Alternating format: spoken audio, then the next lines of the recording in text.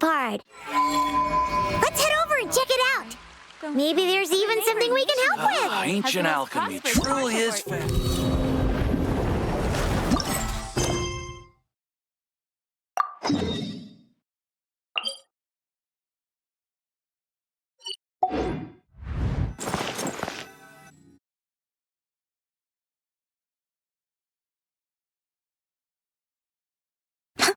See? Told you they'd be here. Xavier! Oh, and Shiori and Farina, too! Ah! Hydro Archon above! If it isn't my darling camera operator and clapper loader! A very happy Fontinalia festival to you as well! I'm guessing you came back to celebrate with us? Yep. And help out, too. Even though the last festival had some unexpected hiccups, making the film was still super fun. Since you're all here together like this, you must be planning on entering the competition, right? Of course! A celebration of the entertainment industry. No one who's anyone would choose to sit this one out. It only Fontaine Fashion Week might be more my speed, but the film festival brings in a lot of orders and boosts brand recognition, so I wasn't going to miss out either. A few new awards have been added this year, too. Best Director, Best Costume Design, oh, and Best Camera Operation. Ooh, sounds like we've got work to do. Come on, tell us! What's Musketeer Pictures film gonna be about? Oh, about that. What's wrong, Xavier? What's with that look? Oh, man, you weren't scammed by some shady investor again, were you? No. Even I'm not naive enough to fall for something like that again. Besides, thanks to the fine people here, Musketeer Pictures has more than enough funds to shoot without investors.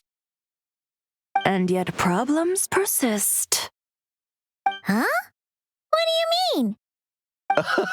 Well, we were planning to replicate our past success and shoot a film based on a popular novel.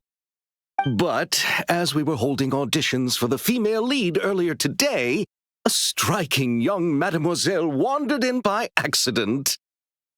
Her disposition was simply ethereal, the look in her eyes somewhat melancholic. Oh, I wish you could have been there. The awe I felt can scarcely be put to words. You had to be there, friend. No matter where she stood, it was as if her surroundings, even the air itself, turned into the perfect shot. Guess you found your lead actress, then? No, quite the opposite. My script is entirely unworthy of her. I fear it is. Nevertheless, I couldn't help but approach the mademoiselle to ask about her background and what brought her to Fontaine. What did she say? Sadly, she said her best friend was gone. After returning to her own homeland not too long ago, she decided to visit where her friend was from to remember them better. Oh, no wonder she looked sad.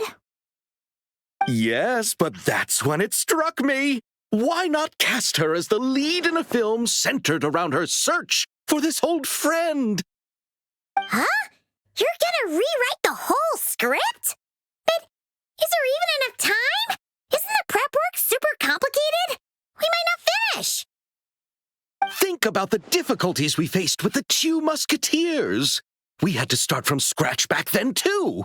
I'd say we're ahead of the game this time. Guess so, but... Don't worry, Paimon. Shiori and I have evaluated the proposal, and we support Xavier's decision.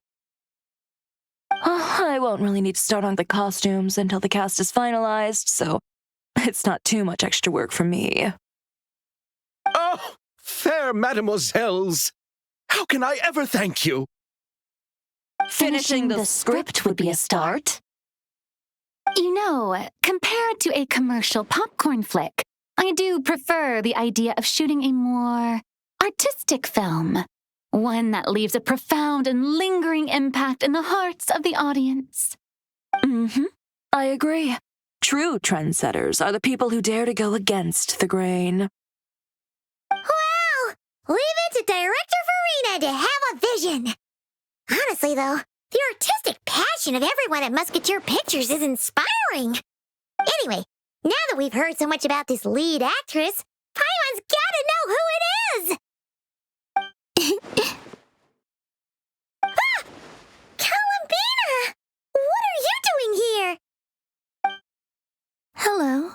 I was just walking past when I heard you talking about me, so I came over. Huh? You know Miss Columbina? Of course! Wait a second.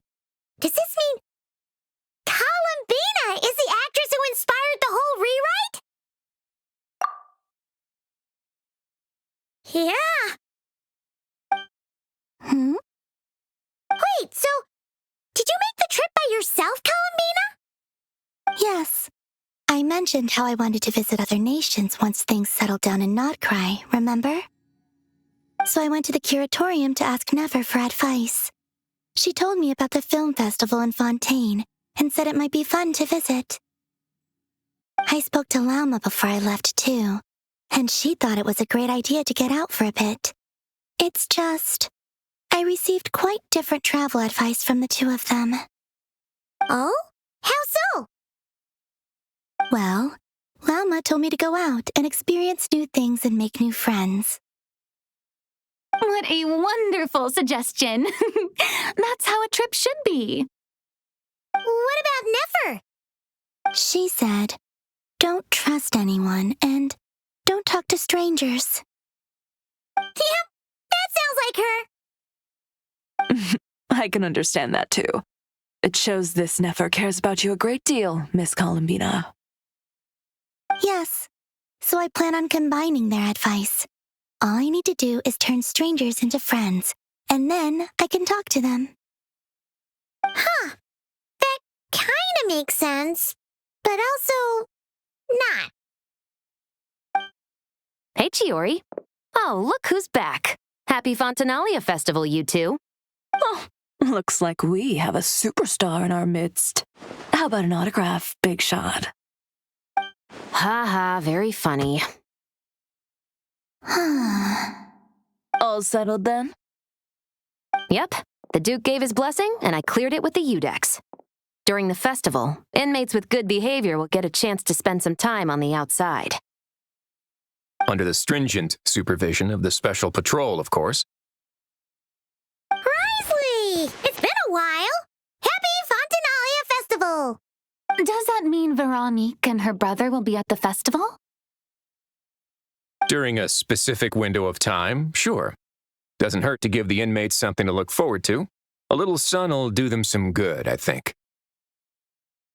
This is a friend from your travels, I'm guessing. I thought I heard something along those lines. Right! We should make some introductions, huh? Chevros, Risley, this is Columbina, a friend we met in Nodcry. Welcome to Fontaine, Miss Columbina. I bet the weather's been quite an adjustment. Yeah.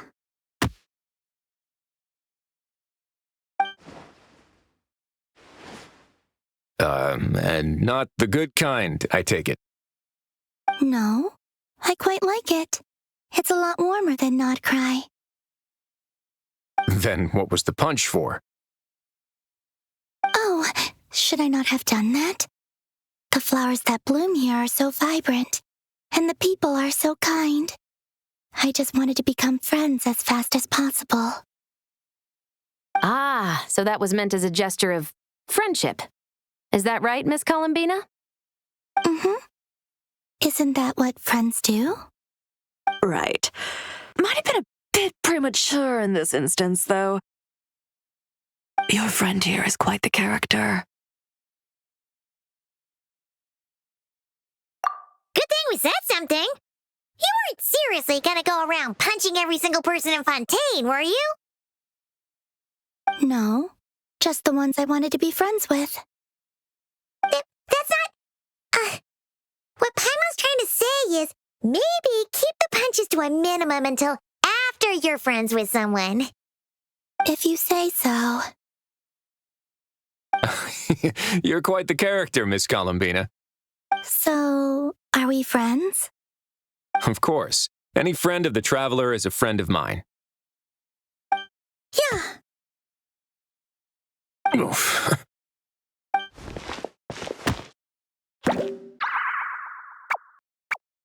When it comes to friends, you sure know how to pick 'em. So Miss Columbina is the lead actress I've been hearing so much about.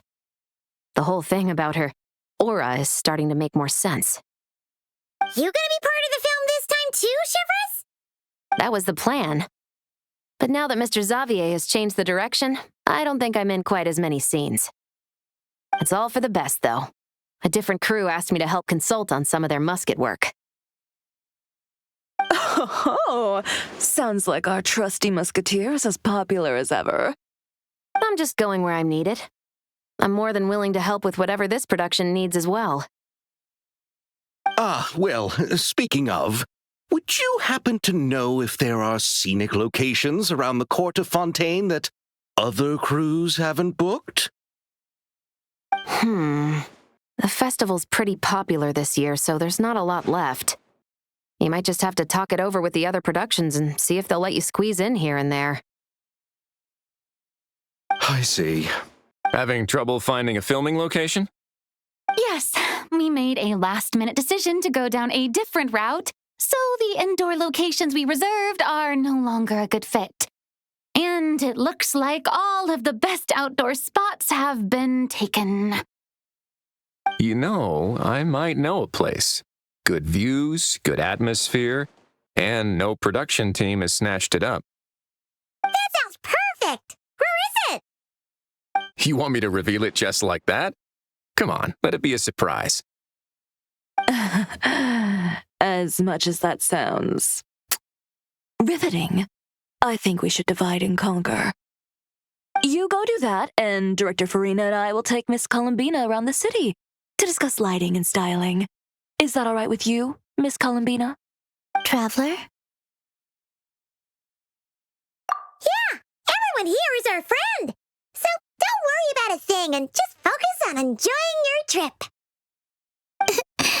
Okay. All right, then the Traveler and I will go check out this potential filming location.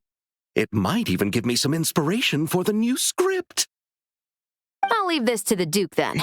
Until later, everyone. Maybe we'll run into each other on set.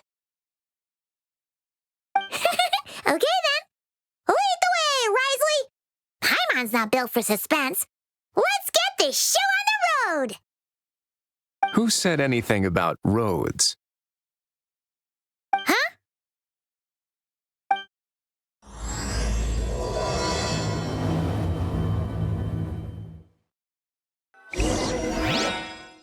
Just then, the rain stopped. No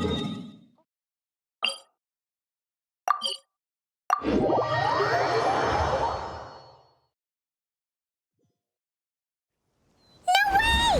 You brought the wing-o-let up to the surface? It'd make quite the grand backdrop for a film, don't you think? Paimon's more focused on the fact that this thing is supposed to be underwater, inside the fortress of Meripede. True. And keeping up with the maintenance on a vessel this big is a lot of work. Oh, Paimon kind of thought it just sat there until you needed it. I wish it were that simple. The truth is the maintenance costs on this thing are substantial, so we decided to rent it out during the festival to earn some extra mora. Besides, the inmates are the ones who keep it in good shape. Seeing the fruits of their labor put to use is a good form of social rehabilitation for them. Huh, you've really thought this through. What you think, Xavier? Is this a good place to shoot? Ah, I've got it! Good messieurs and mesdemoiselles, I've got it! Gonna take that as a yes. The beginning is the hardest part, and the opening of this film has been eluding me, but now I know just how it should start. Glad to hear it. Thanks for joining us here, Risley. Don't thank me just yet. This isn't quite a done deal. Huh? Not a done deal as in someone already rented it out? You said no other production teams had snatched it up! This person isn't affiliated with the production team. The rental fee was high enough to scare off plenty of other film crews, but she didn't blink. Made quite the generous offer, and didn't even attempt to haggle. Do you know what she plans to use it for? I'd like to at least have a rough idea before going in to negotiate. I didn't ask for the details, but I did see what looked like a fishing permit and a business license on her desk. My guess is she's planning on using it for some kind of restaurant or aquarium. A floating restaurant is sure to attract people, but an aquarium sounds cool too. The views from the ship make it a great spot for a date. The winglet might not be under my command right now, but it's always nice to see her admired. A film is sure to drum up some good publicity as well. I do hope we can work something out with the current captain. Well, guess we should head over and talk things out then. Best of luck.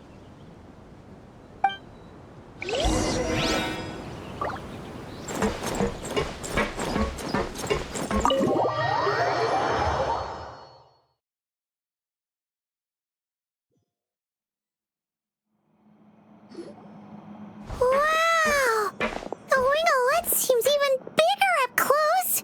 The rooms are so spacious. Wonder who rented it out. Hello? Anyone there? Perhaps the captain had business to attend to elsewhere. But why rent such a massive boat just to have it sit here without even leaving so much as a note? Let's try again. Anyone there? Hello? Seriously? Right now? What is it gonna take to get some decent sleep around here? Is a nap too much to ask for? Sorry, the aquarium's closed for the... Huh? See Lolly? Traveler! Paimon! Hold on. Oh, this is just great. How am I gonna go out dressed like this? What happened to my regular clothes? The wash! I put them in the wash after I drank too much and fell into the fountain. Oh, this can't be happening. Am I seriously gonna go out like this? Think we might have caught her at a bad time. See Lolly? I don't want to hear it. Hear what? A single word about what I'm wearing. No comments, none. Is that clear? Oh, yep. Crystal. Huh? You think so? No, wait, I told you not to say anything! What was... Oh, his thoughts. I heard his thoughts. How could I forget about that? Oh, this is so embarrassing. I seemed a little too pleased to get that compliment, didn't I? Wait, the mind reading went both ways. Does that mean the traveler's hearing all this too? Oh, you clearly did! Huh? What did we do? Paimon's not following. Nothing. It's nothing. Let's just move on. Did you need something? You're not here alone, I see. Hello, I'm Xavier, a film director and producer from Fontaine. I meant to introduce myself sooner, I just didn't want to, interrupt. No wonder we ran into each other in Fontaine of all places. you must also be in town for the festival, then. That's right. We're helping Xavier with his film. In fact, we were hoping to shoot some scenes on this boat. You're the one who rented it out, right, Seed Lolly? Me? Rent a boat? I wish I had that kind of spare cash floating around. Not to mention this. Don't get the wrong idea, though. I'm not here to sail off into the sunset and live out some cushy retirement life, okay? I'm not that. Then why you dress like... how did you end up staying aboard the Wingolette? Well, I heard one of my favorite light novels was getting turned into a film, so I came to Fontaine to catch the premiere.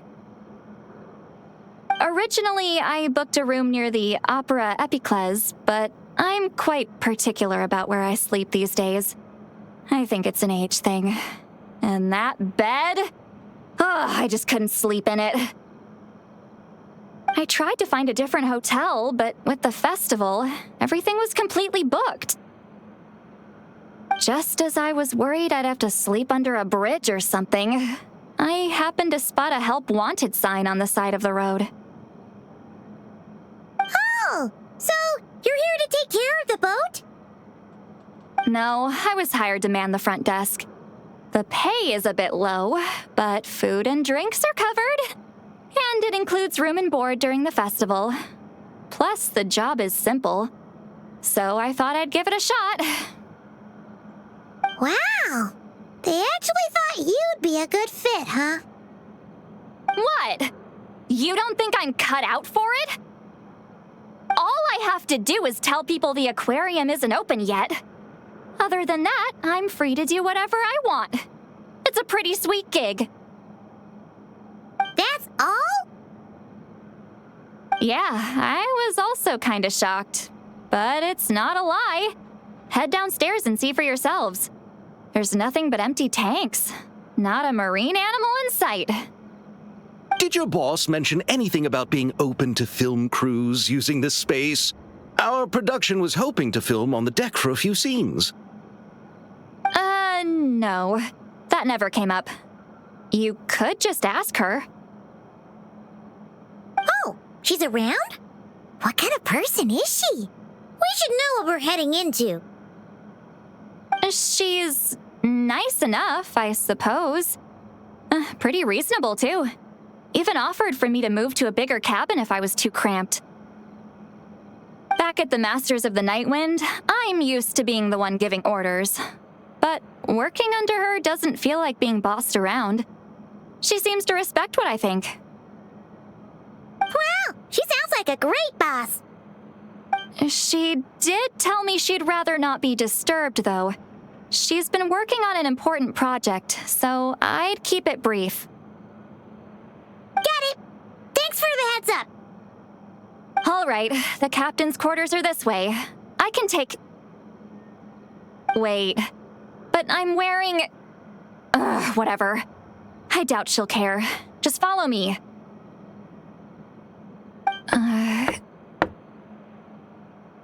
Miss Guillotin? These visitors were hoping to ask you about something.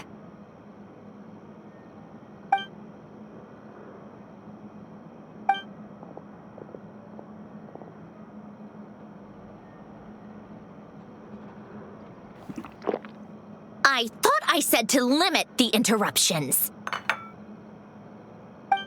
Just tell them the aquarium is still...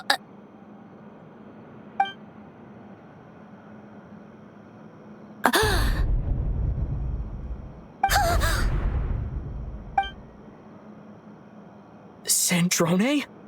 You're here! Huh? You know each other? Are you okay, Sandrone? Do you still remember us? Everyone was so upset after what happened. We all missed you so much. Miss Lolly, why don't you escort this gentleman to the reception area for a cup of tea? I have something to discuss with these two in private. Ah, I see. Right this way, Mr. Xavier.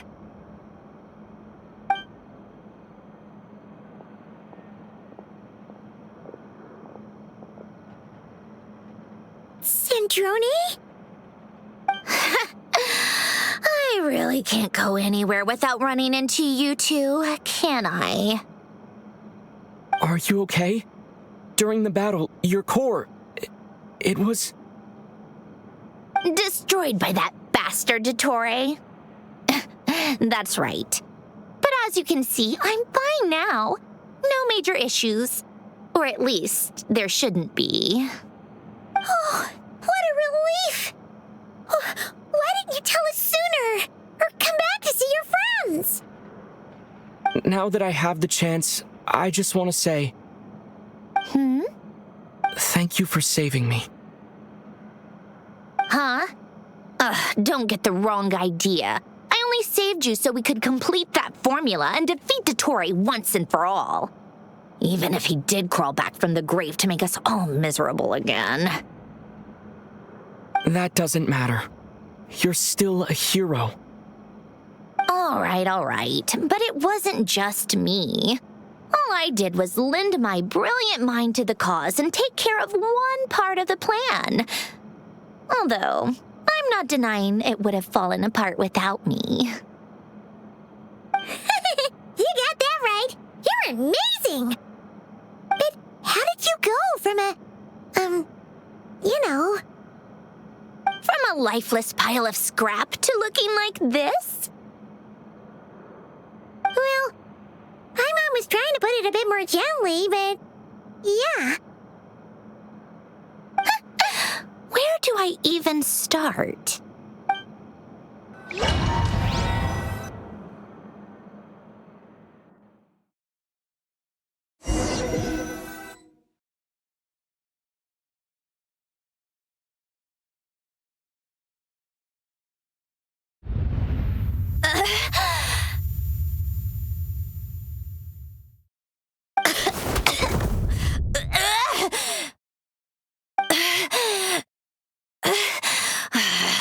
Curse it all!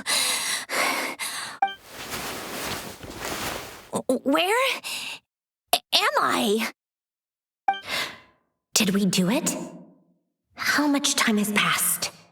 I'm not in one of that lunatic's experimental labs, am I? Wait, Fontaine decor. Books from the Research Institute. Phew. One thing at a time. Initiate self-diagnostics. Assess the extent of the damage. Cut power to compromised, non-essential components. Then reconstruct available action modules. Severe damage to the core. Dottore, you bastard. Polonia?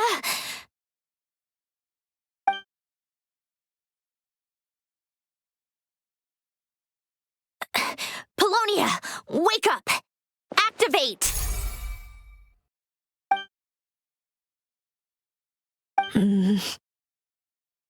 You're in even worse shape than me. Internal gears and energy circuits are barely intact. Extreme damage to the core, just like me. Rebooting is off the table. Even if I could repair the damage, I don't know if... You used up all your critical energy in those final moments, didn't you? To protect the core of that guy in the hat and the numerological array. Wait, the array. Yes, the prototype is still here. But can I even run it in this state? Whatever. I have to try. I just need to confirm one thing. Activate the numerological array. Connect the computing core to my body. Just like I thought. It needs too much computing power.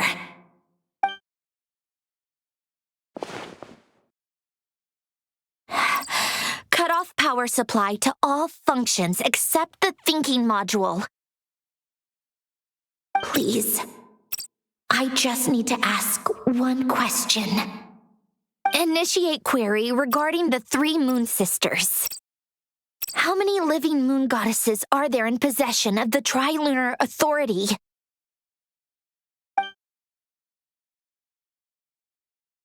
One. It worked. You did it, Columbina. You made it back. But how did I survive? The self-diagnostics showed damage severe enough to shut me down for good. What triggered the reboot?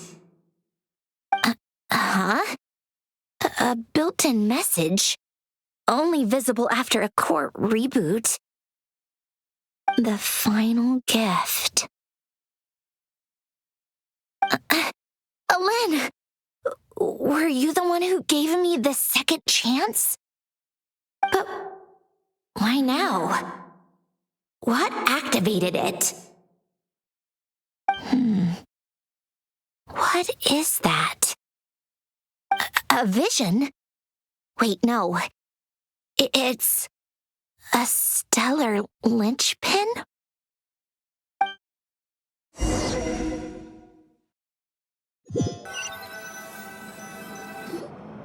A stellar linchpin? You can think of it as a rare kind of vision. As for what causes one to manifest, well, that's still unknown.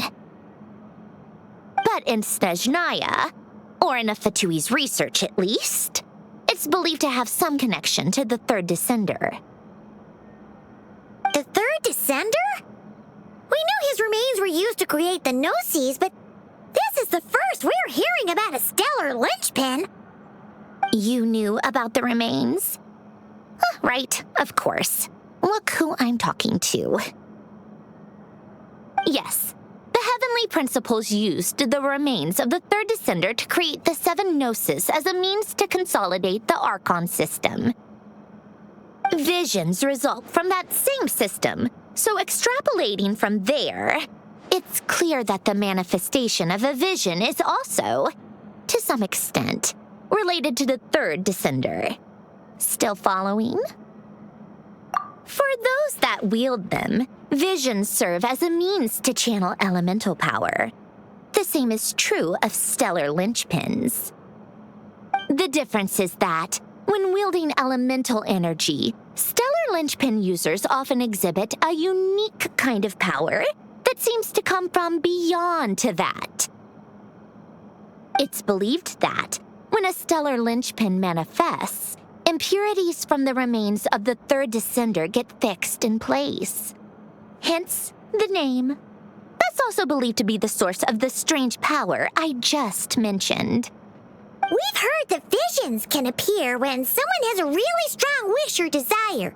Stellar linchpins sound kind of similar, so does that mean... Huh? Oh, don't look at me like that. I've never had any grand wishes or aspirations. Just a list of things that drive me up the wall. So if you're asking why this thing appeared, I have no clue.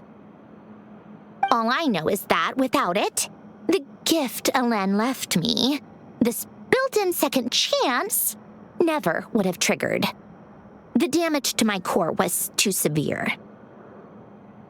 But thanks to the stellar linchpin's manifestation, it did trigger. And after my core rebooted, I was able to repair the damage to my body.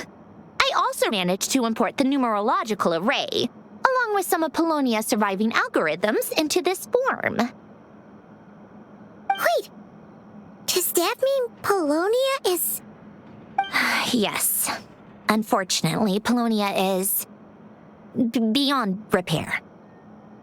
Oh, we're so sorry to hear that. But you also mentioned something about a final gift? Yes. Alen often spoke to me about wishes and desires when he was alive. I suppose he thought there might come a day when I wished for something, and was willing to sacrifice my own life to fulfill it. So he left me a chance to start over. No. Never. Alain once said I was his proudest masterpiece. That might sound boastful coming from me, but it's also an undeniable fact. After Alain died, I started studying how Polonia and I worked. Polonia is essentially a computational machine, so it wasn't difficult to figure out the mechanical principles there. But when it came to my own structure, that's when Alain, the Lord Artificer's true greatness, struck me once again. I attempted to imitate it when I created Catherine, but in the end, she turned out to be nothing more than a superficial replica. What? But his creation skill, Catherine, is super impressive. We were shocked when we first found out she was a puppet. No, she's nothing compared to what Alain was able to create. Some of the mechanical principles of my own core are still a complete mystery to me. Keeping that gift hidden wasn't even a challenge for him. Just a shame I had to waste it on fighting Dottore.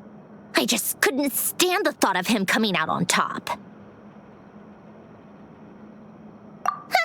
If you put it that way, the world owes me a whole lot then, doesn't it?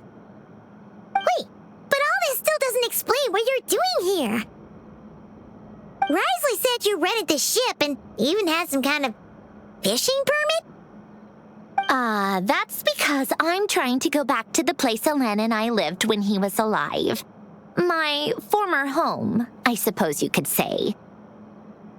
The second chance wasn't the only part of the gift. According to the message, Alain left me a few other things that are stored in the house we shared together. I'm hoping that whatever he left me can help fix certain anomalies in my rebooted core, and help me understand why I received a stellar linchpin in the first place. Okay, so go back then.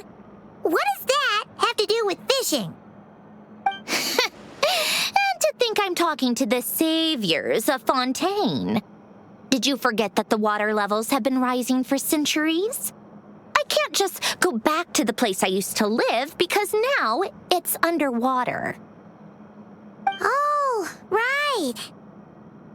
With the rising water levels and changes in terrain, it's not just a matter of finding where it is, but also clearing away any sediment or debris. But Fontaine law prohibits unauthorized individuals and organizations from excavating underwater ruins. A Melazine caught me the minute I even made an attempt. Why not apply for authorization then? And face the endless slog of Fontainian bureaucracy. No thanks. Besides, I'm a Fatui harbinger. The diplomatic implications alone would be enough to give the gestionnaires at the Palais Mermonia a headache. A fishing permit, on the other hand, isn't difficult to obtain at all. Minimal paperwork required, and under the name Guiltin, the application was a cinch. So you're exploiting a legal loophole? Am I? That underwater home belongs to me. If I happen to chance upon it while doing some fishing, what's the issue with that? Of course, I do have to catch some fish to put in the aquarium, just in case the gestionnaires come to check up on things. That's also the reason I hired someone to man the front desk. Huh? But isn't that kind of a waste? He went to all the trouble of getting a business license and rented out this giant ship. Just for show? If you want to run an aquarium that bad, be my guest. Use the facilities however you want. I'm certainly not going to stop you. All I want is to go back home and see what other gifts Alain wanted me to inherit. Hold on. Enough about me. What are you two even doing here?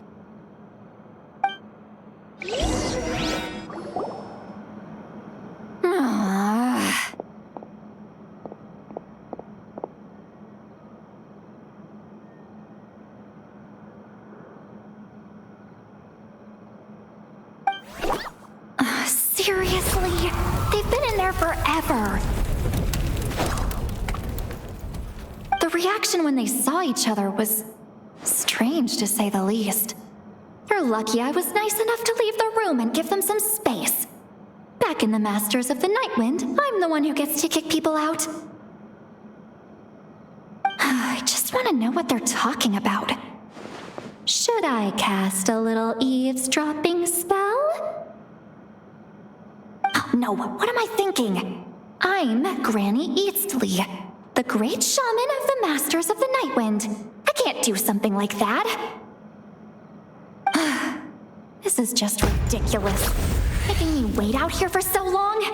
Where's their respect for their elders? Oh, here they are. Were you back there arguing or something? What took you so long? The two of you are already acquainted with Miss Guillotin, then? Oh, yep. But don't worry, we got everything sorted. Sandrone agreed to let us shoot on the ship, but it has to be when she's not here. When she's not here? That's right. You'll excuse me if I didn't exactly ask for this little reunion. I wasn't planning on seeing anyone. Like I said, my core is severely damaged. Even with the gift, there are anomalies that are making things unstable. I don't even know if I can continue to function without issues. So the priority is to fix these anomalies and get answers to my own questions. Then, I can see the people that need seeing. Anyway, just let Sandrone know when you plan to film Xavier, and she'll, steer clear. I do hope I'm not causing Miss Guillotin too much trouble. No! She just wants to keep a low profile for her own, complicated reasons. She doesn't want anyone else to know she's here. Understood. I'll be sure to keep that in mind. Oh, and see Lale? Huh?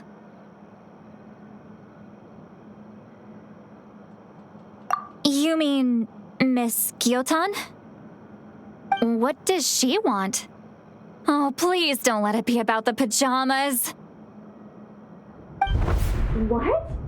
The 7th of the Fatui Harbingers? Why are you telling me all this?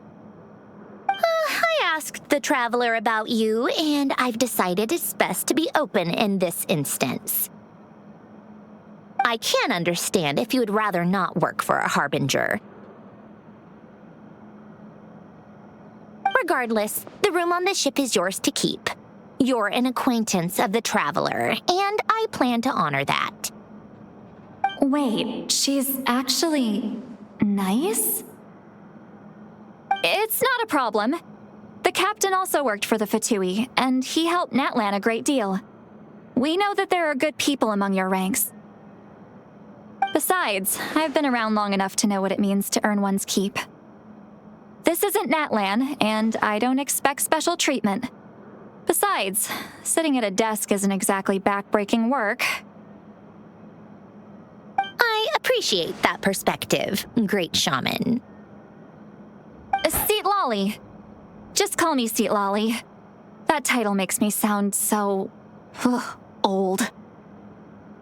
Well, Seat Lolly, the Traveler and I are looking for something, so we'll be heading underwater together soon. I'll leave the ship in your care while we're gone. Together? How often? Not too often. We're heading out in a bit, but I'll be available if you need something. You couldn't, go alone? I wanted to, but he was concerned about my physical well-being, so he offered to come with. Guess my mental well-being means nothing then. Huh?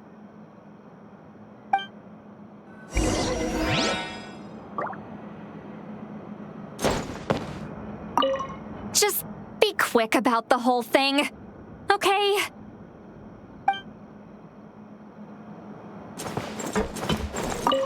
Miss Guillotin is so generous.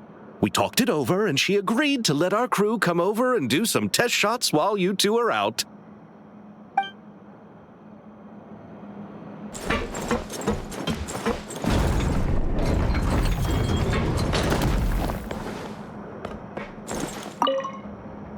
All right. Our first stop is the Beryl region. After Alain left the Fontaine Research Institute, he lived in seclusion somewhere around there.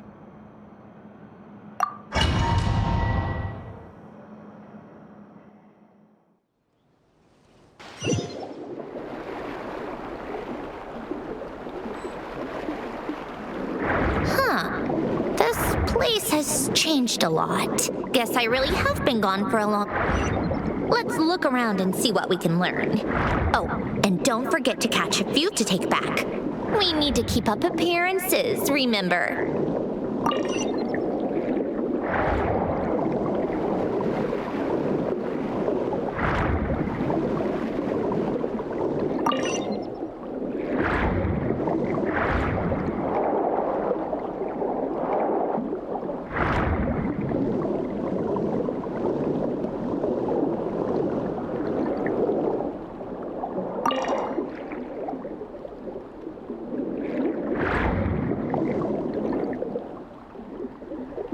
Isn't too far from here, right?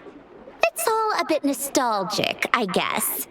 Back when I lived here, all this was still above water. All right, I have a general understanding of the terrain changes and sediment accumulation. We can stop here for now.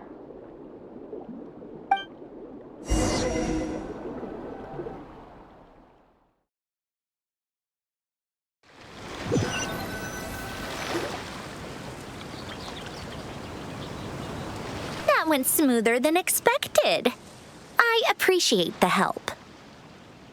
No problem. You doing okay though, Sandrone? Seeing your home look nothing like you remember, that can't be easy. I'm fine.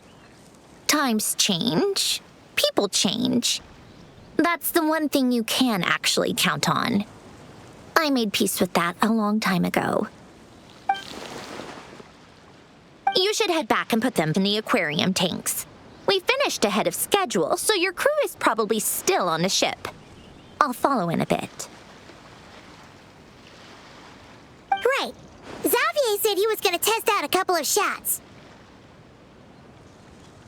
I'm sure.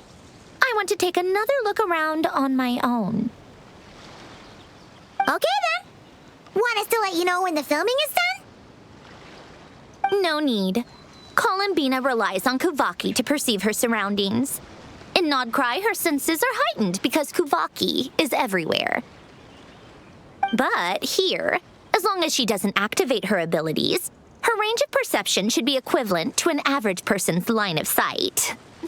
I figured that out back in Snezhnaya. That's oddly specific. I have hiding from her down to a science. So, what? Things might be a bit different now that she's merged with the Moon Sisters, but I doubt there's been a drastic change. The point is, you two can head back. Don't worry about me. Okay, if you say so. Come find us on the ship if you need anything.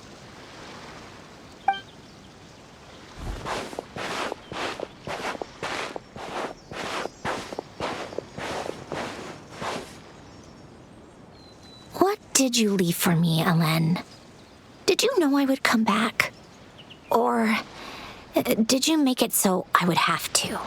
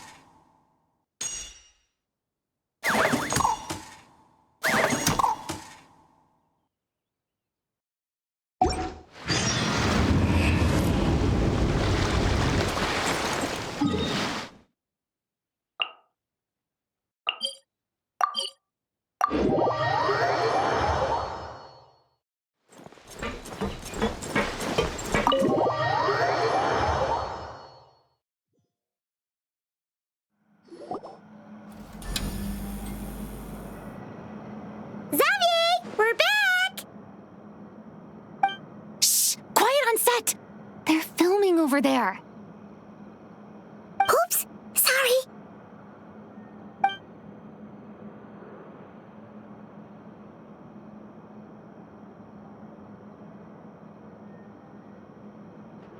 What's your take, Detective? Bullet wound to the chest, gunpowder residue on the clothes. The victim must have been shot at close range. You think it was someone they knew? Yes. It's possible the suspect arranged for them to meet at this very spot.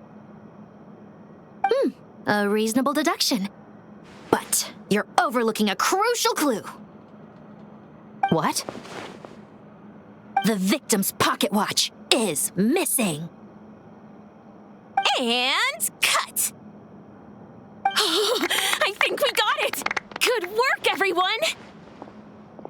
Phew, finally.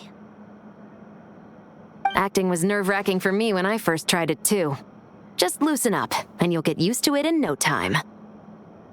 Chevres! Charlotte!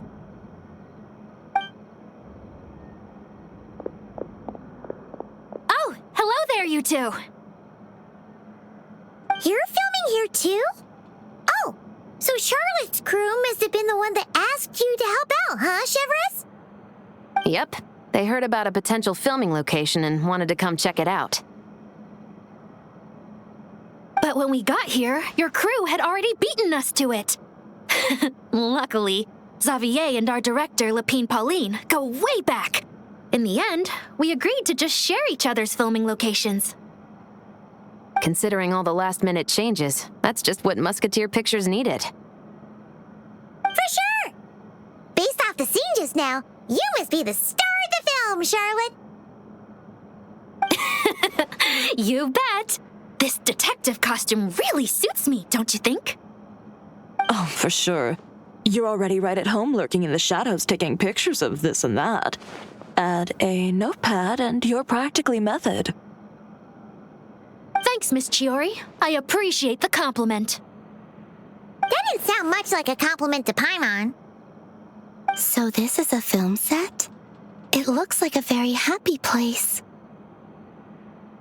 This must all be quite new to you, Miss Columbina.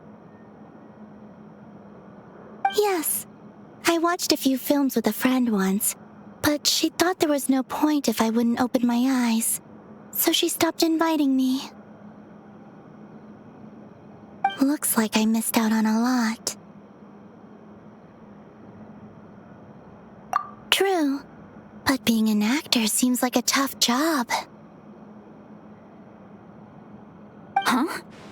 Most people would swap lives with an actor in a heartbeat. The lifestyle is so glamorous, and the pay is more than generous. But they have to act out lives that aren't their own, with the whole world watching on in judgment. If they don't do it justice, it must feel like they're letting people down. That's exactly how it feels. This young lady has quite the unique perspective. Well, that's true. But these actors are here because they want to be and they think it's fun. Most of them, at least. Not to mention, the film we're shooting is based entirely on you, Miss Columbina. You just need to be true to yourself. I don't have to pretend to be someone I'm not? Not at all. Authenticity is what we're after. For example, this first scene opens with you on the boat, sailing to your friend's homeland. You just need to think about that moment in the story and picture how you would feel. Oh, okay. We're all here? Wonderful! Let's head to the deck and get shooting. Oh, and this is for you, dear Paimon. Your clapperboard. Whoa! Is this the same one Paimon used for the Two Musketeers? The very same. I saved it just for you. Thanks, Xavier! Feels like being reunited with an old friend. Of course! That said, I have a different job in mind for you this time, traveler. Our film is focusing on a single protagonist, so conveying the subtle changes in her state of mind is of the utmost importance. In addition to the actor's own performance, another way we can convey that is through lighting. Huh? But there's already a lighting specialist, isn't there? Yes, but it's clear the Traveler and Miss Columbina share a deep bond. You might have a better chance of understanding her frame of mind in certain scenes. Oh, that makes sense. So, what do you say? Willing to take on the role of lighting specialist? Then we'll combine them! You can be the chief lighting and camera specialist! It's settled! I leave the job of translating our leading lady's inner thoughts in your capable hands.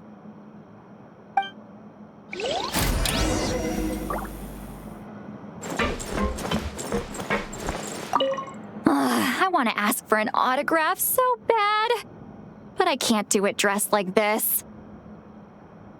The cast of Great Detective Herlock! Duh! I came all the way here just for the premiere!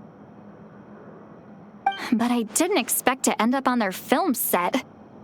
My laundry just won't dry. The weather here is too wet.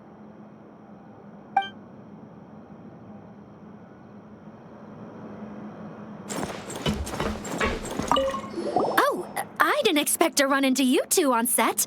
Happy Fontinalia Festival! Nice acting back there, Charlotte. Thanks. I'm, usually the one behind the camera, so it's actually pretty nerve-wracking being the center of all that attention. But I've known Miss Lapine Pauline for quite some time, so we work really well together. Miss Lapine Pauline prefers to assign roles based on our own personalities. She'll even adjust the script to make it a better fit. The scene from earlier was just me and Chevras, but Navia and Emily are also going to be taking part. Ooh, that's quite the lineup. Your film's leading lady also seems like quite the score. Just on first impressions alone, it's clear she's someone special. Guess we'll just have to wait and see who wins Best Picture and gets to go home with the Farina Award.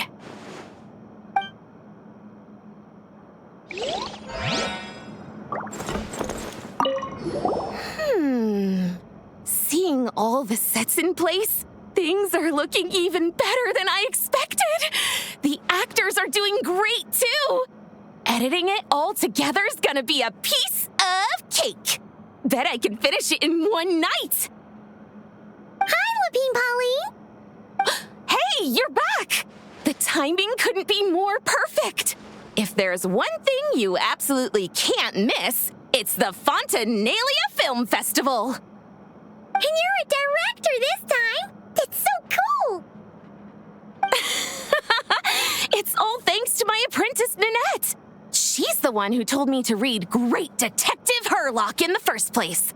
And then it struck me. What about your savings, though? You didn't... Yep, I went all in. Paimon was worried you'd say that. Oh, relax. It's different this time. I met director Xavier back during my camera outsourcing days, so I got to know the industry a bit. I know exactly what our film needs and what the fans want to see. So be sure to check it out. I'm confident we've got a winner on our hands. Sounds like it. But we've got some filming chops ourselves. It's definitely still anyone's game. Then may the best film win.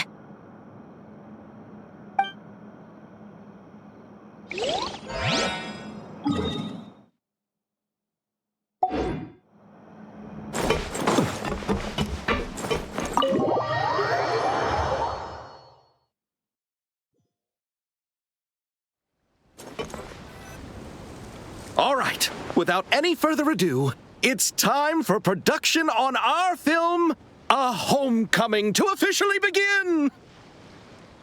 Turning it over to you once again, Director Farina. All right. Position Camera operator, clapper loader, get set up. Let me know when lighting is good to go.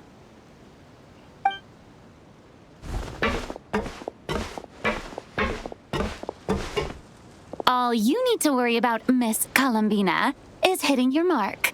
Other than that, just focus on immersing yourself in the emotions of the moment. Okay. Good. Lighting, are we ready?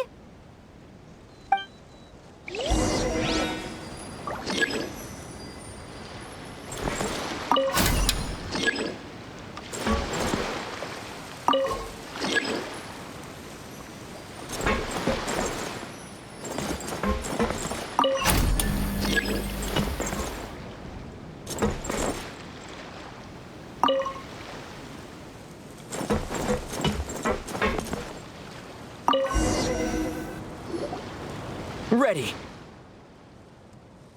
All right, quiet on set. 3, 2, 1, action! This is her homeland. Columbina.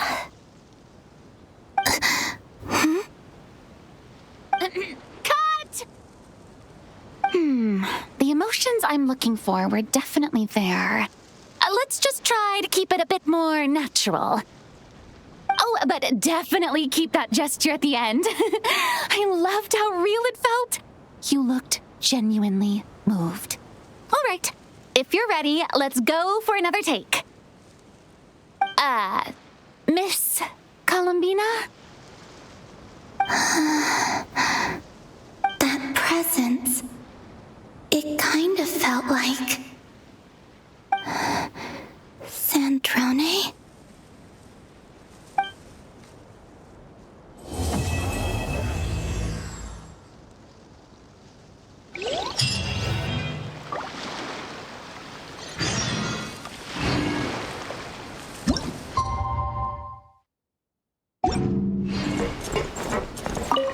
Terrific performance, Miss Columbina. Truly excellent work. Thank you, Director Verano. You really don't mind me not taking off my eye mask? Not at all.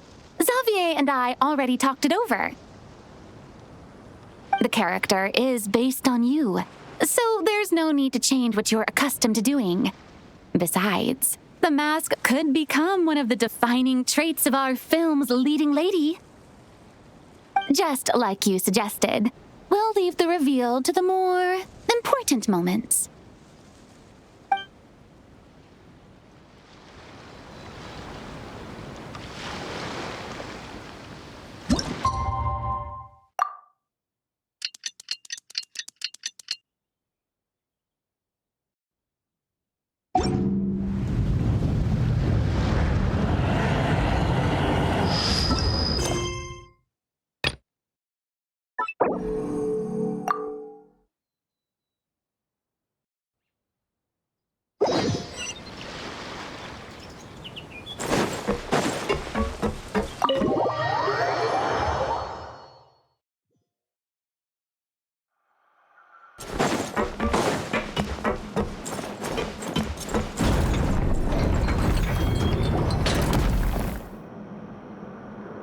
You're here.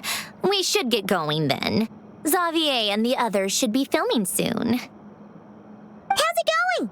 Have you managed to figure out the location of your home yet? I've narrowed down a few potential locations. We just need to take a sample from each one. Once the equipment analyzes them, we should know the exact location and where to find the entrance. Great! We should get started then.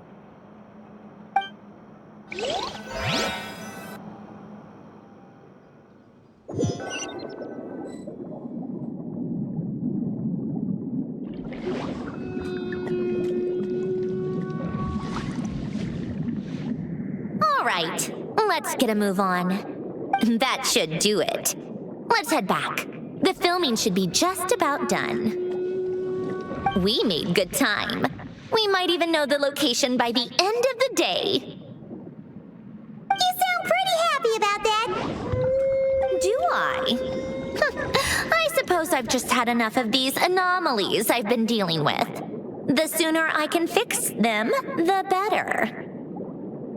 Anyway, enough chit-chat. We have work to do. Oh, but let's head in through the side door. I don't want to run into the crew on the deck.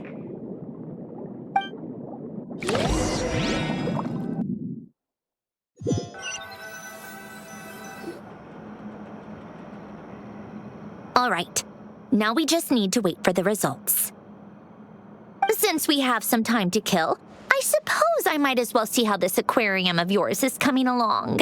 You seemed quite enthusiastic about it after... It's really coming together!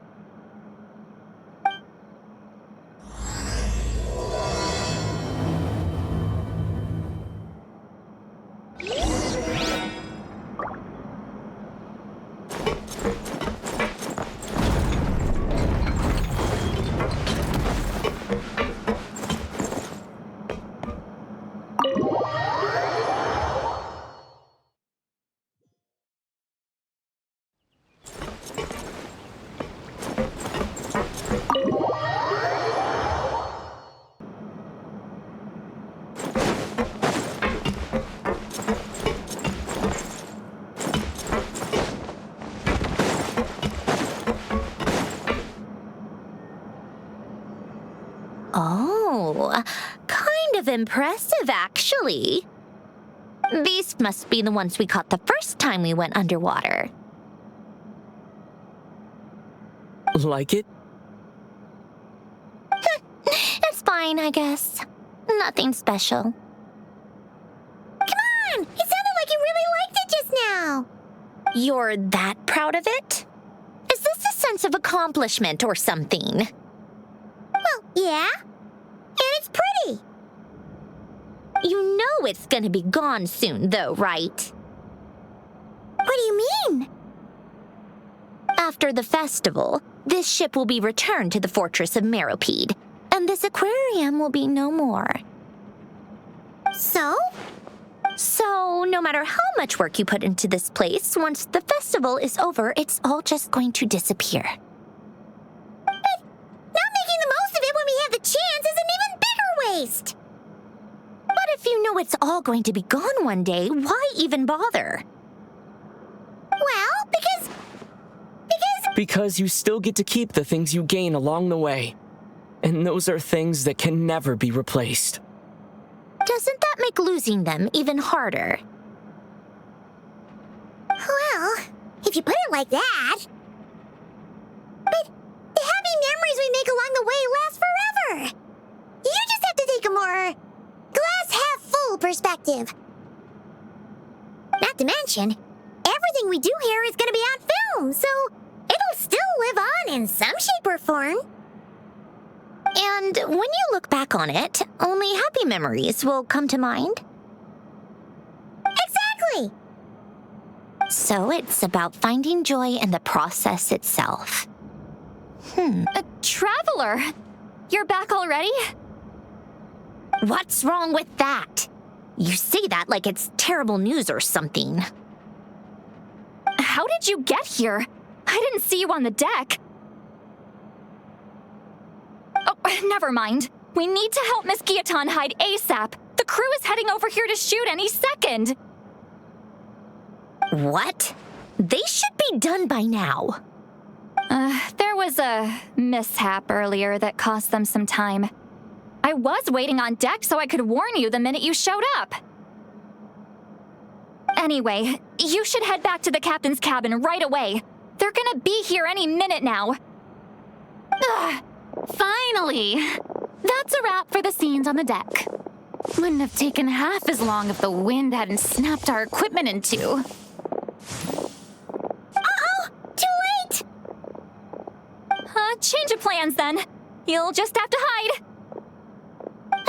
Hide? And where exactly am I supposed to do that? Oh! There's a box over there! You can get in that! Huh? You expect me to... Do I need my makeup done for the next scene too? For the love of... Let me see. Maybe just a quick touch-up.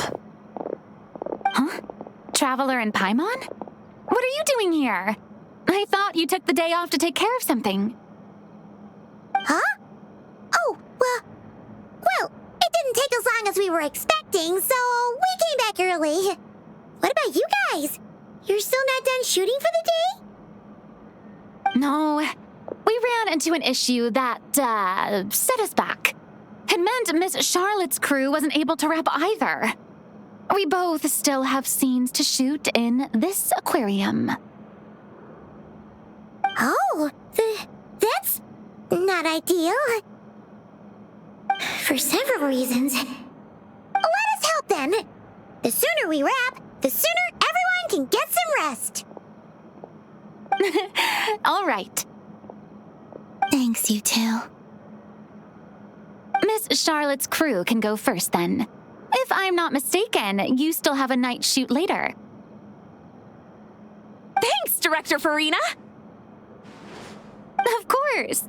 Fellow artists should help each other out where we can. Agreed. Well then, camera, lights, get set up. Actors, give your lines a quick once-over. Let's try to get this in one take.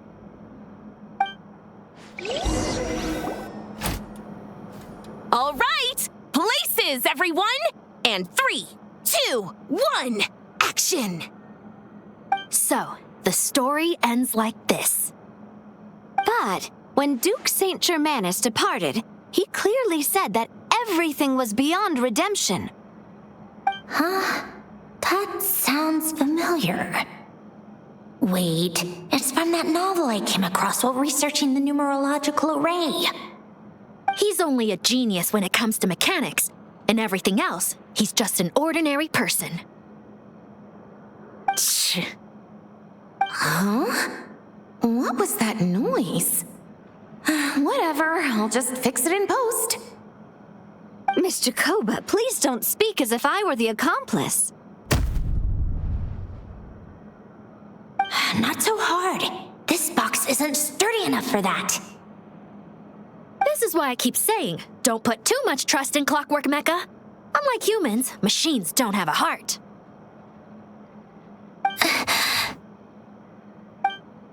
A heart? That's right. It's what's on the inside.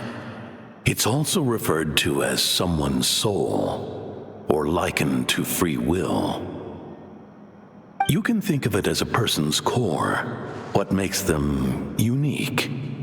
In general, though, people don't believe machines are capable of having a soul. You said my emotion module was faultless. It is, but that's not quite the same thing. Do you think I have one then? A heart? I don't think so.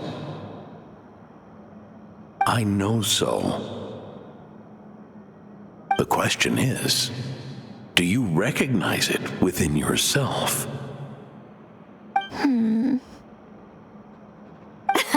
That's where you're wrong. I can't believe this. Forcing me to hide in a box and listen to this drivel. Me. In the end, clocks tick through tranquil years. Fish swim in crystalline springs. No matter how grand a dream is, it will fade away like this. Forlorn, wordless, silent. And cut. That was a long one. What did you think?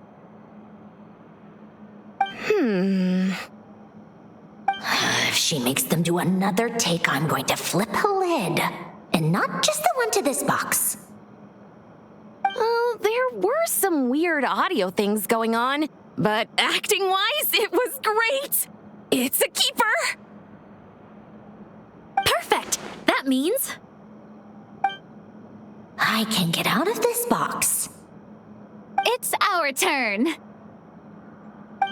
Huh? Operator, set up for the next scene.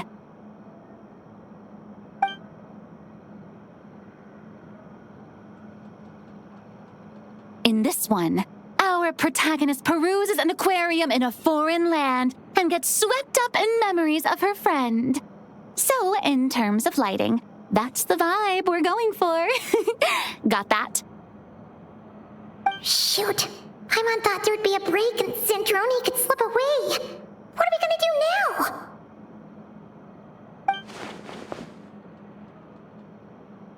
Break a leg! Yep, we're headed off to shoot our next scene. All right, quiet on set. We're about to start rolling. Ready, Miss Columbina? Miss Columbina? I think she would like this. Quick, we should roll on this. It doesn't forage with the others or prey upon its smaller kin. Instead, it remains where it is, cradled in the coral's quiet beauty, as though the raging cyclones above are of no consequence. And yet, she still stood before the cyclone in the end. So I think that story has it wrong. She is no different than us. She has a heart. Columbina. Hmm?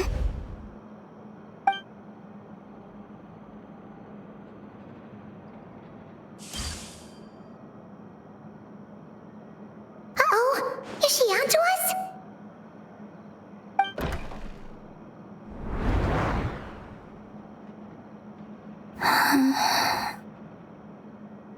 What is she doing? Cut! You okay, Columbina?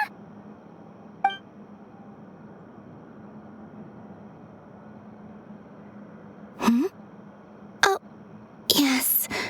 I just thought... Why don't we take a short break? It's been a long day of shooting so far. That last take was beautifully organic, though. We can use it as is. No need to go again. Thanks, Director Verena. But I'm fine to continue. You're sure?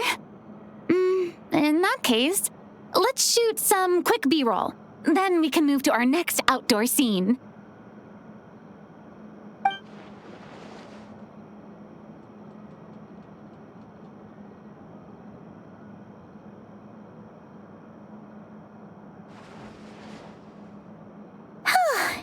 We're in the clear this time.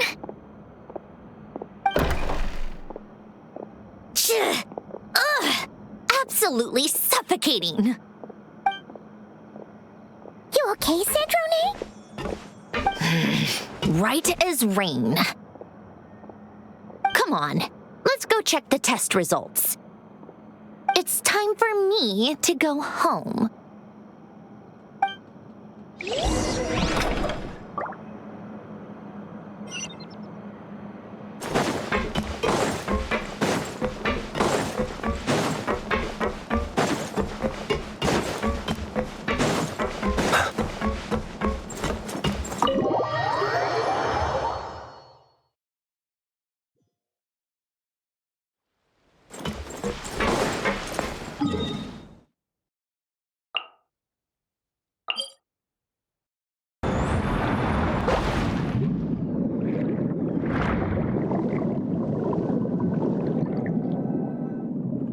All right, it should be around here.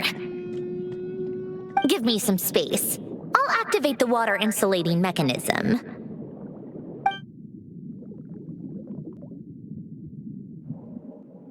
The what? Alain, much like Renee, had long predicted that the water levels in Fontaine would rise. Thanks to his expertise in mechanics, he was able to implement a few simple measures to protect our home from flooding. I told him there was no need, that I would just move when the water rose too high. But it would seem he knew a day like this would come.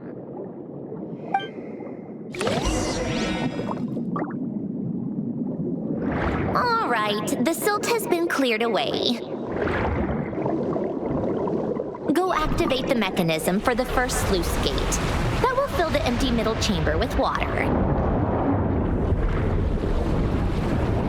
All right, now turn on the drainage mechanism in front of the second sluice gate, and this chamber will become empty once again.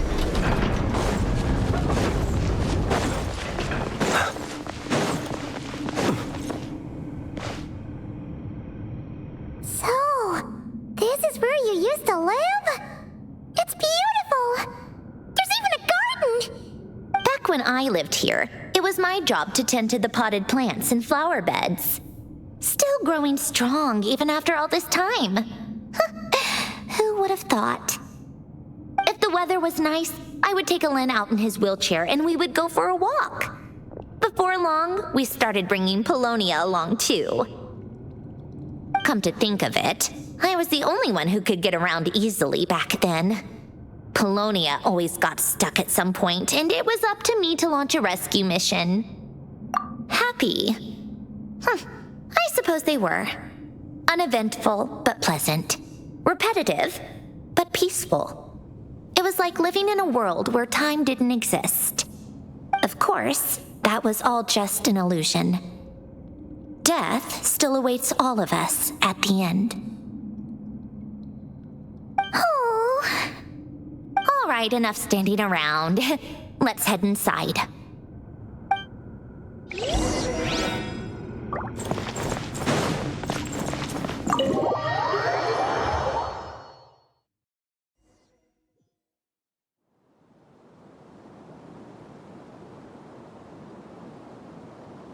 Yep, this place is exactly how I left it.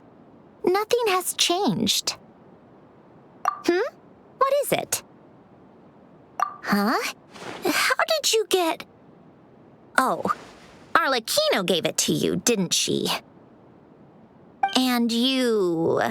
read the whole thing. Just so you know, a lot of that was written a long time ago. Anyway, since you've already read it, you should just hold on to it. I can always start a new one. Well, feel free to look around. I'm going to start looking for the gift Alen mentioned. Oh, but be careful with the stuff around here. I'm not saying you can't touch anything. Just try not to choke on the dust. Old notes.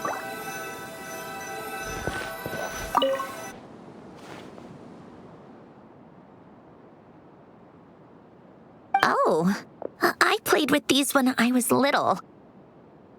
During the first few months after I was created, I mean. At first, Alen and I would play together, but it didn't take long for me to become unbeatable. So, Polonia and I played together instead. Yeah, these don't look like Paimon's kind of games. Logic and math puzzles? Those happen to be my specialty. It's been so long. What do you say? Should we play a few rounds? Let's go with this one. The gears on the left are stacked from largest to smallest. The goal is to move them to the other side in the fewest number of moves. Just remember, you can't stack a bigger gear on top of a smaller one.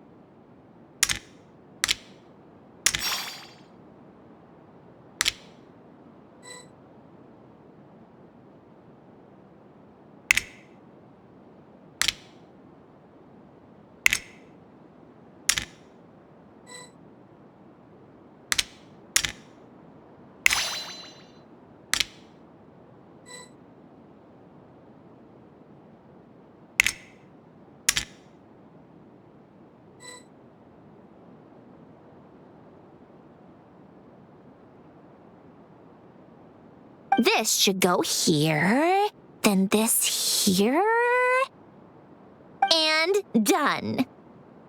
Well, what did you think of the game? Well, these kinds of puzzles aren't for everyone. I suppose my upbringing wasn't exactly conventional in that sense.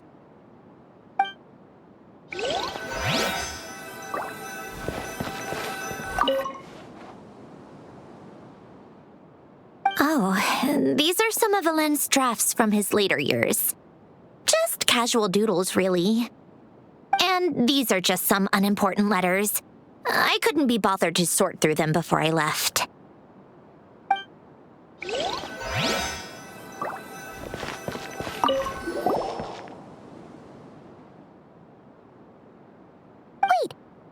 the people in this picture look kind of familiar.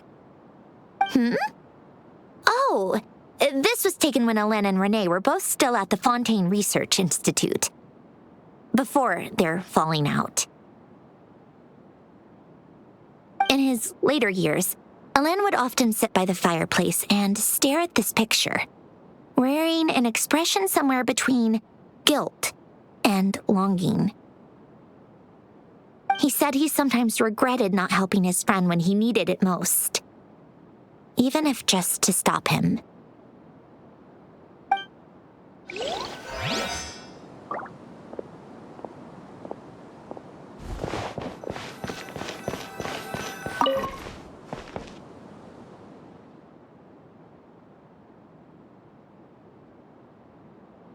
This was Alain's workbench. Later on, of course, it became mine. It's where both Polonia and I were brought to life. Before Alain was bedbound, this is where he would teach me about mechanics. I would sit and listen, chiming in with questions here and there. Later on, when he got too sick, I took over and would work on Polonia here. Wow! This house is filled with so many memories! It's so cozy and charming!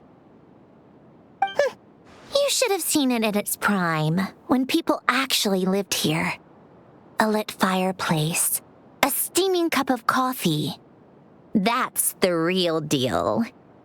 You know, we also used to have a mechanical piano that Alain built. Ooh! How chic! Alain never played it much.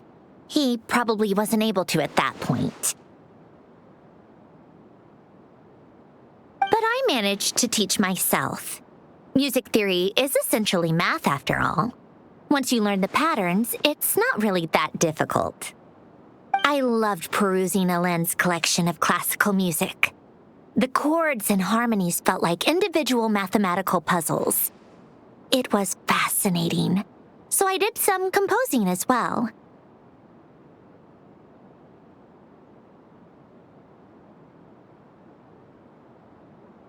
But as Alain continued to deteriorate, even the sound of music began to grate on his nerves. So back then, I assumed a piano was like an ordinary clothing rack, commonplace in every home and easily replaceable. It was only Enough about that. Alain's gift should be just in here. The only things undisturbed before I left were a few of his personal belongings.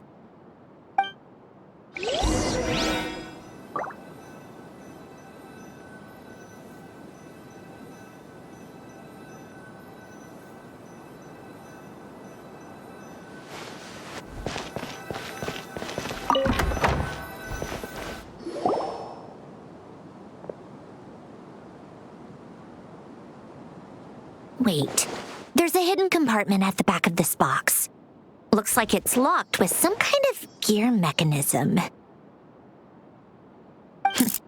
Knowing you, Alain, I'm guessing it goes like this, then like this.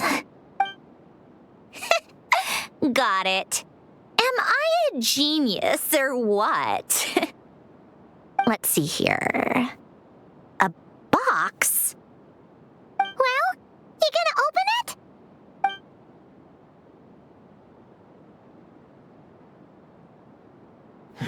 It's heavier than I was expecting. Just how much stuff is in here?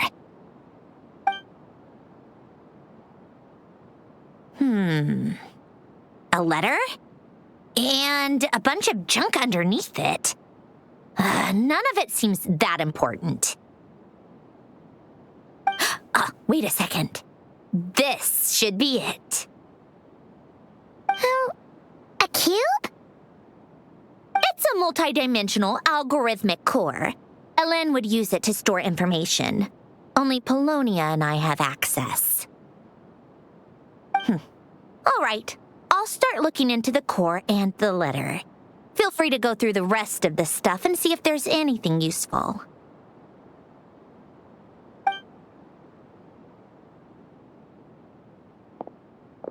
Okay. Hold on.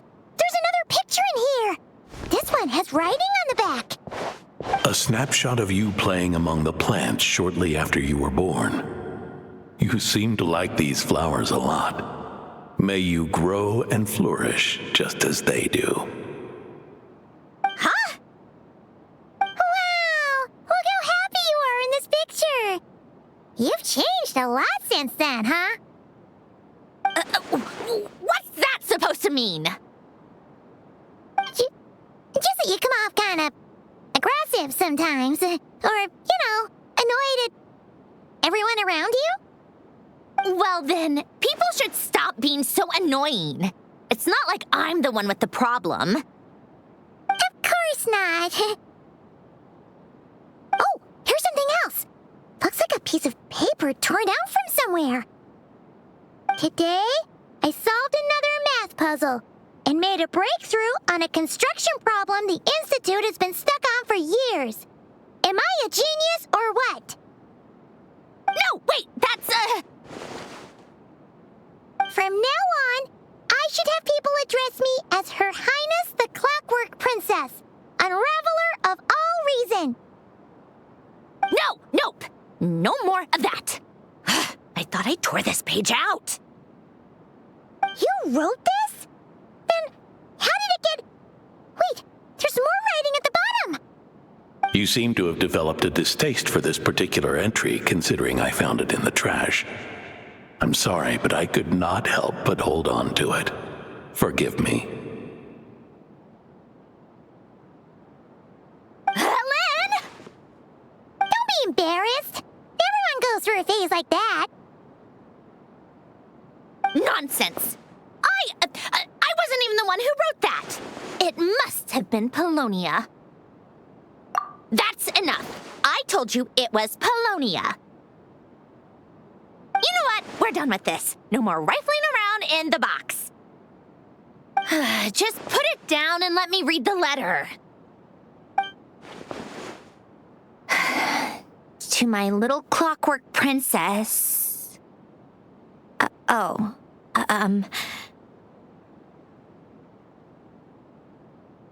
Not another word. Got that? If you're reading this... You've most likely received the gift I left for you. I just hope you didn't stumble across all this while cleaning out my effects or something trivial like that. I once asked if there was something you wished for. Do you remember that? I wonder if time has changed your answer. Regardless, I have another gift. A formula that will allow you to come face to face with the anomaly inside of you. If you even still call her that. Why this gift? To understand that, allow me to wax poetic on the soul once again. I believe a person should be born twice over in their lifetime. It's a matter of transforming the life bestowed upon us into the life we choose for ourselves. And to do that, we must look inward. We must make a conscious choice to define the meaning of our life instead of allowing the happenstance of our existence to pass us by. This is the process of recognizing the soul that lives within us. You are my proudest masterpiece. I told you that long ago. But to me, you're just like the rest of us. You have a heart. In fact, some theories think of the human brain as nothing more than a machine, and thought the product of its computations. So you see, perhaps we're not so different after all. Your inner machinery is just far more advanced than most. No matter how one looks at it, the heart is a complex thing, a place where logic and reason collide with our emotions. Your computational capacity allowed you to become sentient and develop logical reasoning. But it also granted you something that, on the surface, might. Emotions and logic often clash with each other, and those instances of discord can accumulate over time. As you told me once, you've always known what you don't want. Yet, similar to how a blind person can feel when a part of their body is in pain without being able to fully visualize its form, such is your relationship with your soul. So, what I leave you now is this: a formula that will allow you to see the shape of your soul. For if you want to protect your heart, you must first be able to recognize it within yourself. Of course. Whether you use it is entirely up to you. You are, and always have been, free to do as you wish. Regardless, whether by my formula or some other means, I Ellen. Oh. I'm fine. I've already figured out how this formula works. Let's get out of here and then we can use it. You made up your mind already? You're gonna do it? Why wouldn't I? Resolving the anomalies within my core is the reason I came here in the first place. No, I can do this on my own.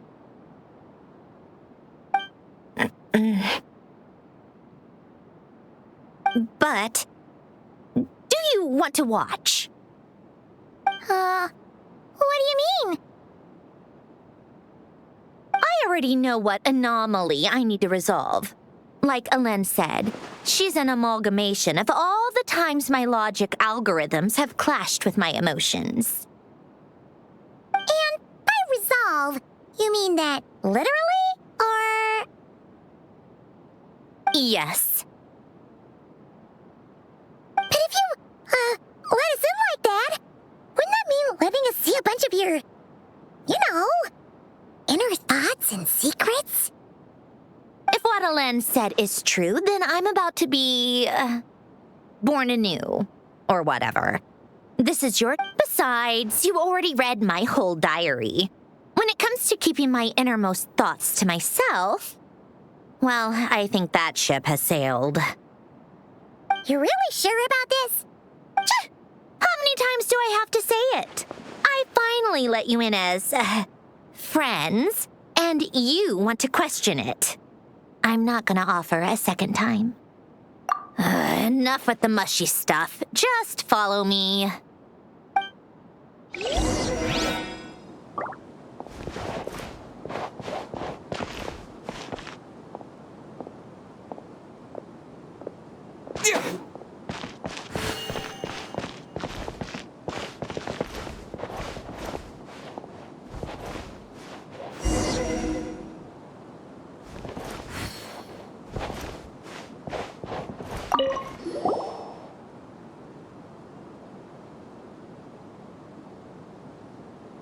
Right. With the numerological array, I can construct a simple formula that will allow you to experience what I see and hear in real time.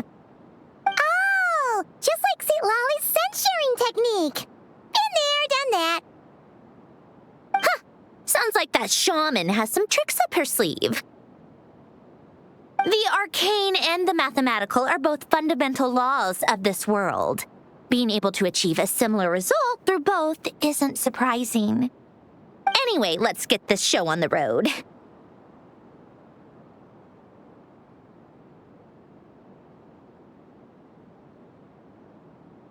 But no comments from the peanut gallery, okay? I know I offered, but I still don't want any interruptions.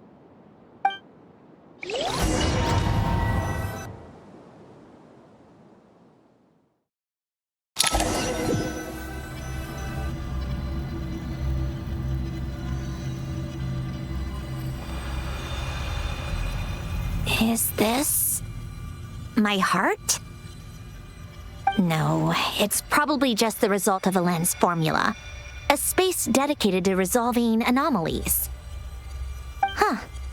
But it looks like the walls are all mirrors? You made it. About time. Is that me? From the past?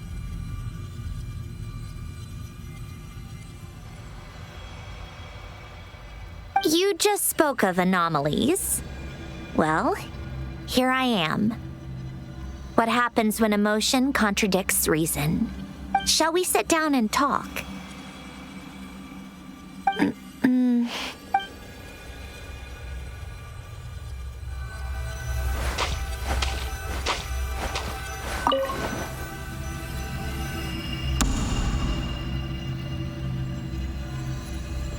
That should do it.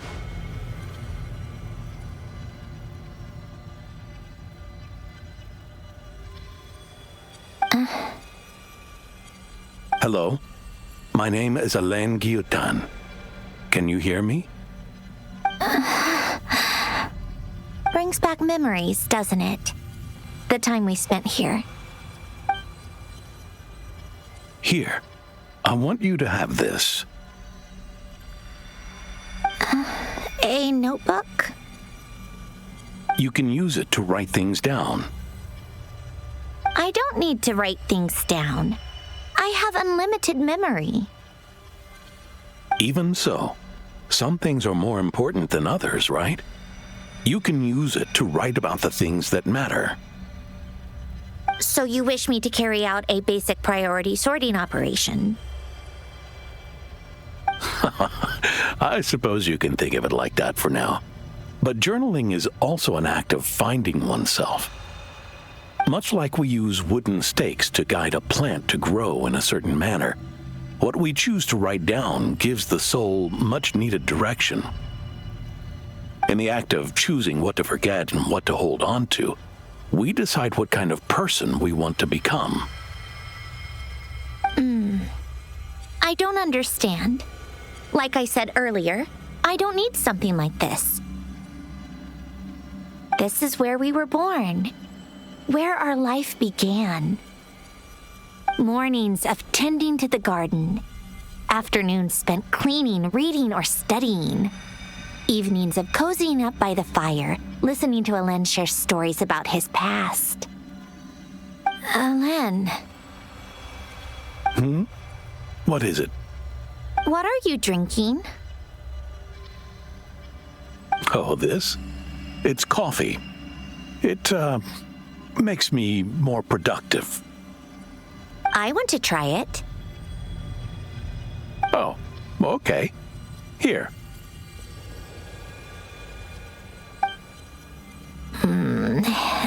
Bitter. Speaking of, why did you design me with senses? Taste, smell, touch. Well, I'm not quite sure. It just felt like the right thing to do. I suppose I hoped you might have a life of your own one day, and that you deserve to experience all life has to offer. Oh. Still bitter. But the smell is nice. I thought those peaceful days would go on forever. You know that's not possible. Maybe. But how was I supposed to know the end was just around the corner? That was just bad luck. Was it? Well, it certainly became a pattern, now didn't it?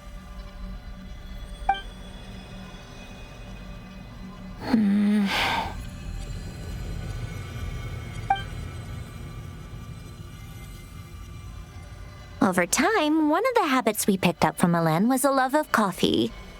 We even took to hosting tea parties. A machine acting like a human. Kind of laughable, right? I suppose that's just what I'm used to. Yeah, that's just what we're used to.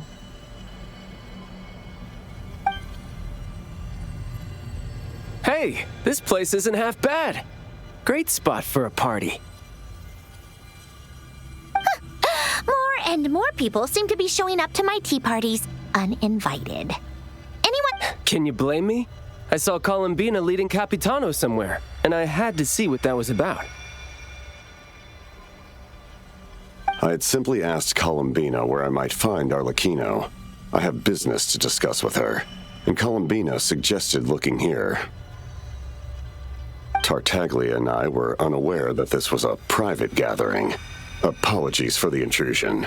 It won't be for long. Whatever. Just add it to the list of annoying things that have happened today. What's one more? Since you're here, you might as well stay for a cup of tea. See? Told you she wouldn't mind. Much obliged, Sandrone. Well, look who we have here. Good thing I brought extra desserts. This has turned into quite the occasion. Capitano, I was just about to go find you. Pardon the intrusion. Rest assured, I won't sully your gathering with talk of work. We can have our discussion later. Spoken like a true gentleman. A certain unmannered 11th seat could learn a thing or two. You know, you really should start being nicer to me, Rosaline. Or I might just snatch that 8th seat right out from under you. I'd like to see you try. If you're gonna fight, take it outside. The only mess I plan on cleaning up is tea-related. I still don't understand how our quiet afternoon turned into such a crowded gathering. One by one, people just kept barging in. And then, one by one, they left without a word. Yeah, pretty annoying, huh?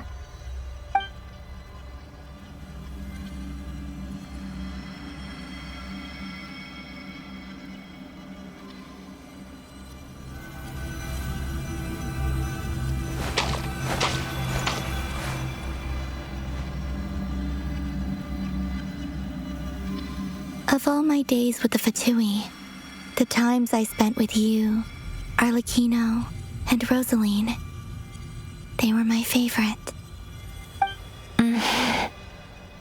Goodbye, Sandrone.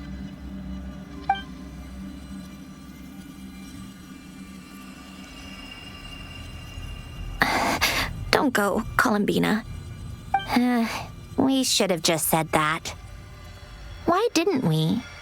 If we had, would the story have had a different ending? She couldn't stay. There was no future for her here. She would have just faded away. You're right. I suppose that's why you call me an anomaly. Every time you make a decision, there's a voice inside your heart. My voice. Asking to contradict all logic and reason. Why didn't we make her stay? Is it worse to fight for something just to lose it? Or not to have fought at all? Don't you find it unfair? One by one, We keep losing the things we care about the most. But in the end, whether I want to fight for something or cry over all we've lost, you just push it down and pretend not to hear.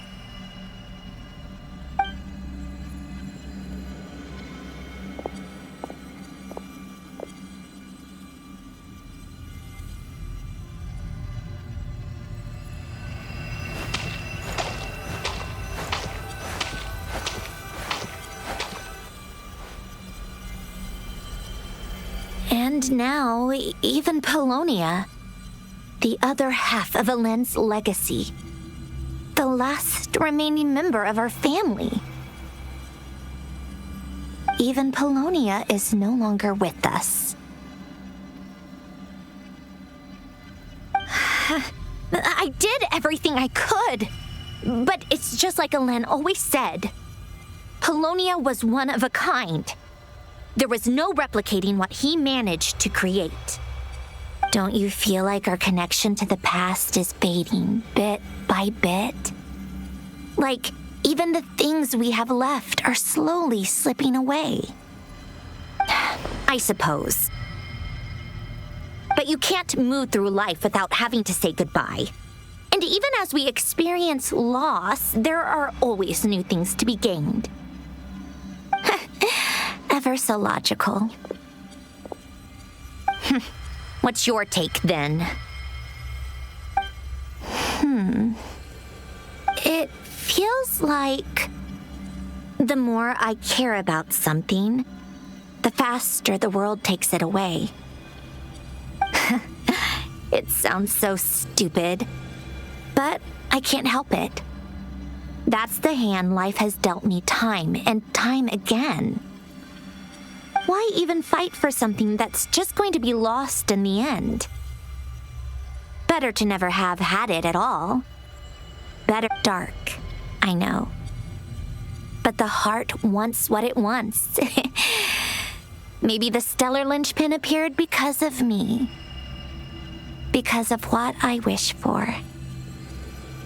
I don't think so. Yeah, probably not. What an anomaly wants goes against all logic and reason after all. Well, go ahead and do what you came for. You're here to resolve the anomaly, aren't you?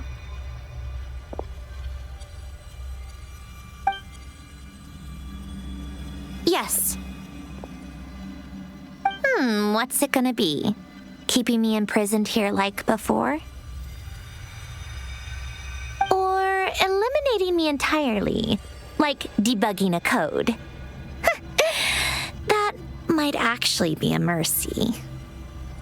I don't care. I just don't want to experience the pain of loss ever again. Go ahead. I'm ready.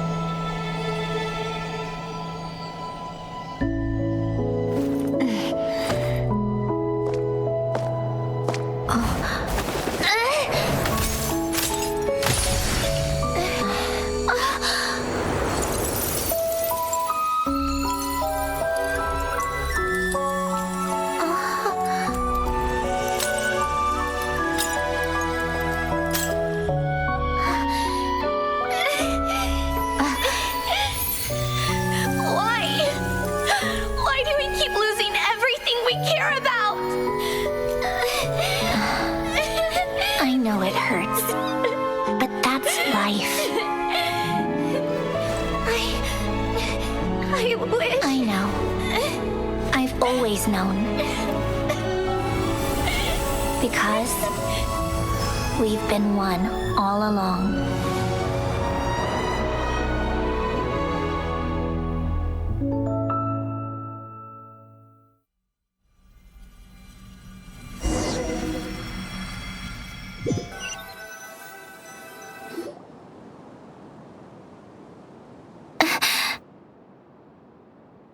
Oh, Sandrone! I'm fine. It's okay to cry, you know. Cry? You've got to be kidding me. Save the comforting for someone who needs it, Paimon. The emotional side of my core algorithm. My emotion module has always been fully developed and operational. Ellen tried to tell me that too. I've just chosen to ignore her voice all this time. I suppose. Huh. Come to think of it, it's kind of like the aquarium on the ship. The aquarium? The old me took one look at it and saw something I would inevitably lose. So I stopped putting in the effort. Then, one by one, the fish all swam away, and the place became even more bleak and depressing. Pretty pathetic, right? Don't say that! A lot of people would feel the same. It just shows how much you care about what you have. Now? After seeing what you've done with the aquarium, I have to admit, I think it's beautiful. It's like you said, we get to keep the things we gain along the way. And those are things that can never be replaced, because we choose to hold them in our hearts. Well said! Besides, I've already died once.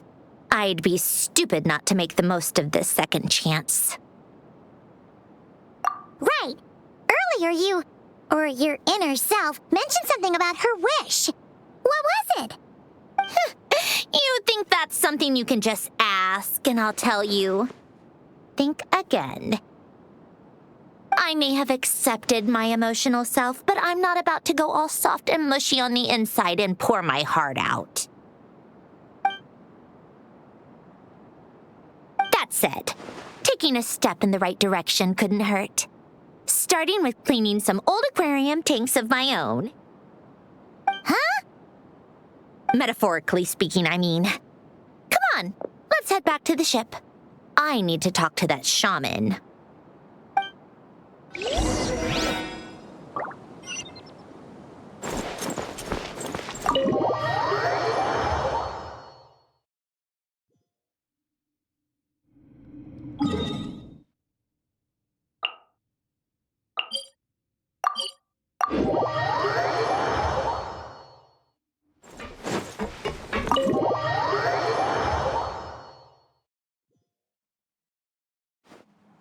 Huh? Resentful lost souls? You couldn't get comfortable sleeping near the Opera Epicles, right? Well, I bet that's why. The Fountain of Lucine is where all the water in Fontaine gathers. So that's where the emotions within the water converge as well. Hold on. If it's souls we're dealing with, feeling uncomfortable should have been just the beginning. I should have been able to hear their voices or something. And under normal circumstances, I'm sure someone of your talents would have. The problem is, these souls are no longer complete. Remind me how they ended up like that again? You mentioned something about them being split apart? Yes, it's called soul severing. Renee of the Nartsitzenkreuz Ordo came up with it. After learning of Fontaine's impending doom, Renee thought if he could find a means for the soul to live on in perpetuity, it might ensure the world's salvation. Soul severing was the first step of his research. Unfortunately, his theory of the four orthants was imperfect at the time, and a failure along the way caused his physical form to dissipate. Jakob, another member of the Nartsitzenkreuz Ordo, sought to carry on Renee's legacy and restore his physical form. He even used some of the people who stood in his way as test subjects for his research. By severing their souls? Yes. After Renee successfully awakened, the two continued their research, and all the severed souls ended up merging into Renee's consciousness.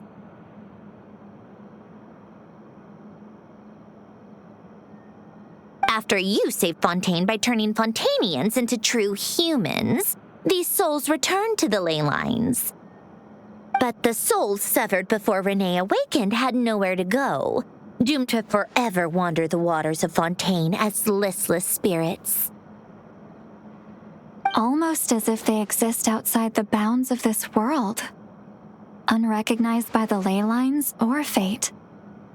No wonder I couldn't sense them.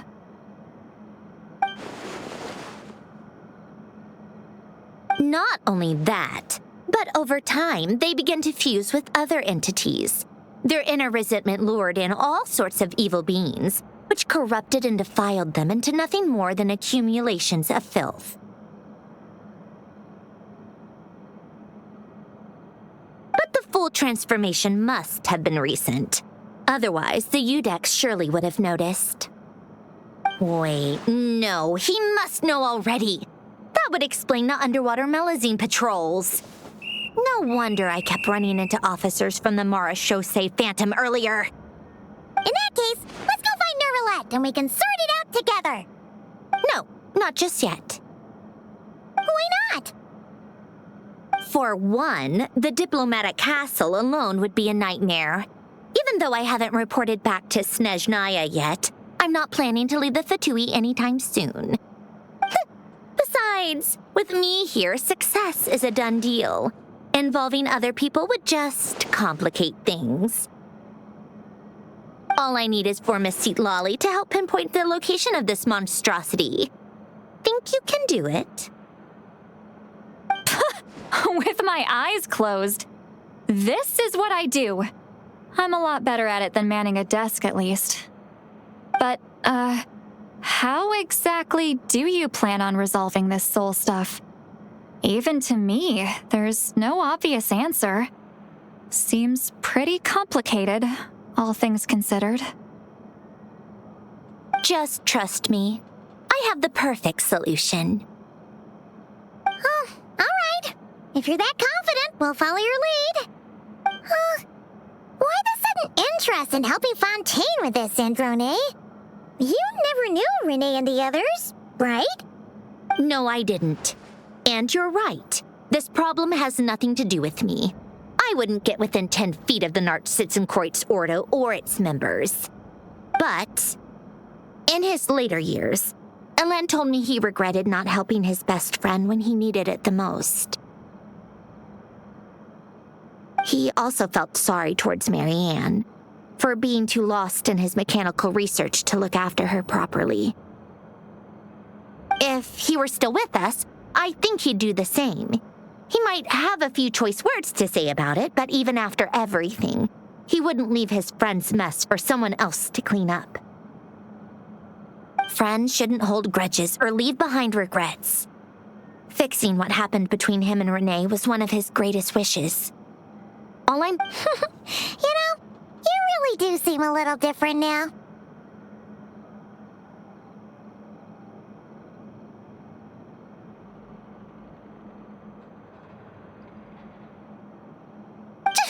You mean everything that just happened wasn't for nothing?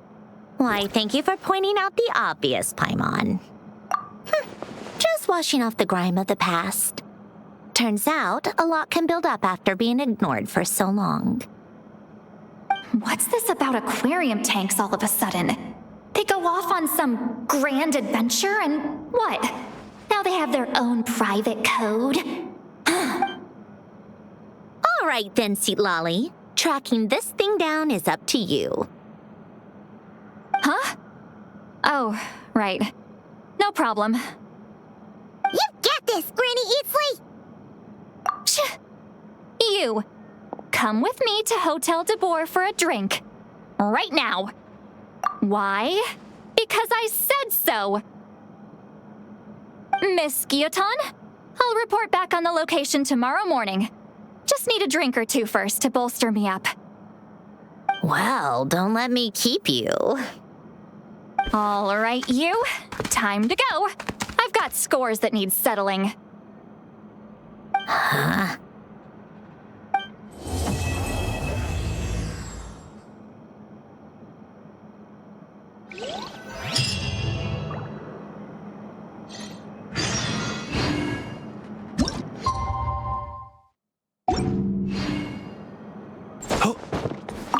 Listless, abandoned souls. An accumulation of resentment and filth.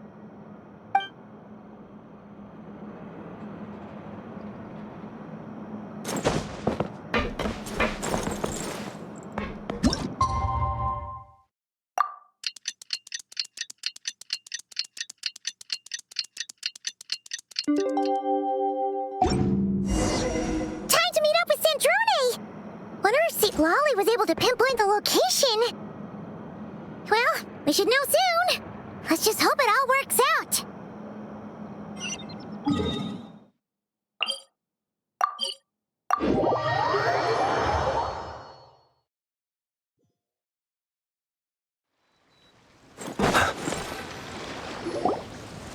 See, Lolly sure drank a lot last night, huh?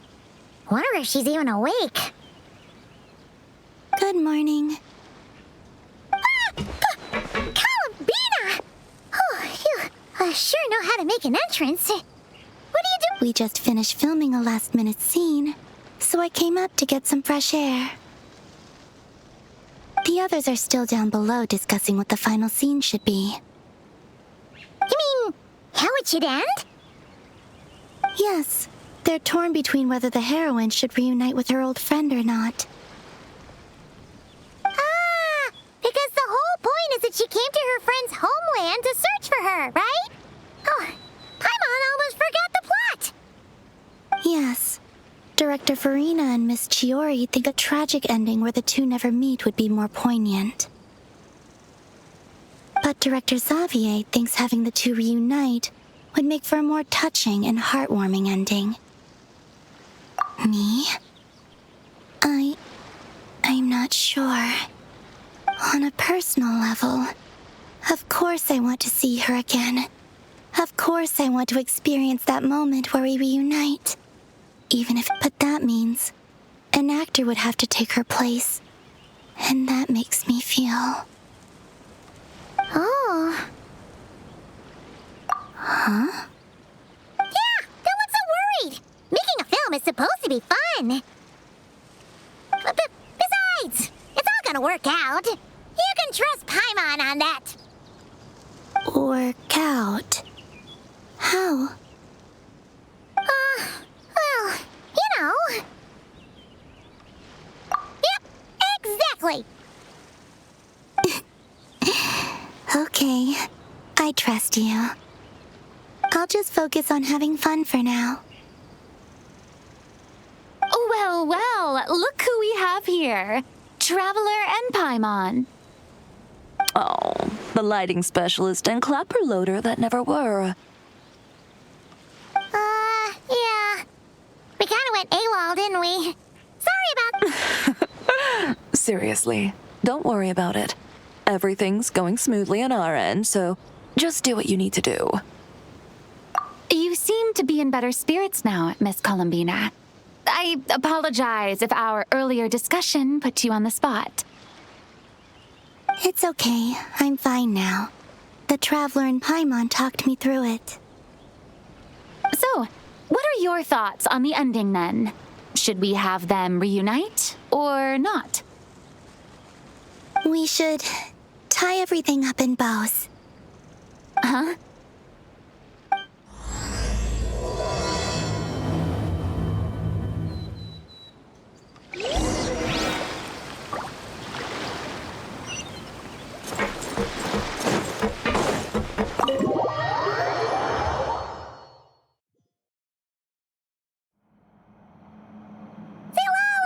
We're here!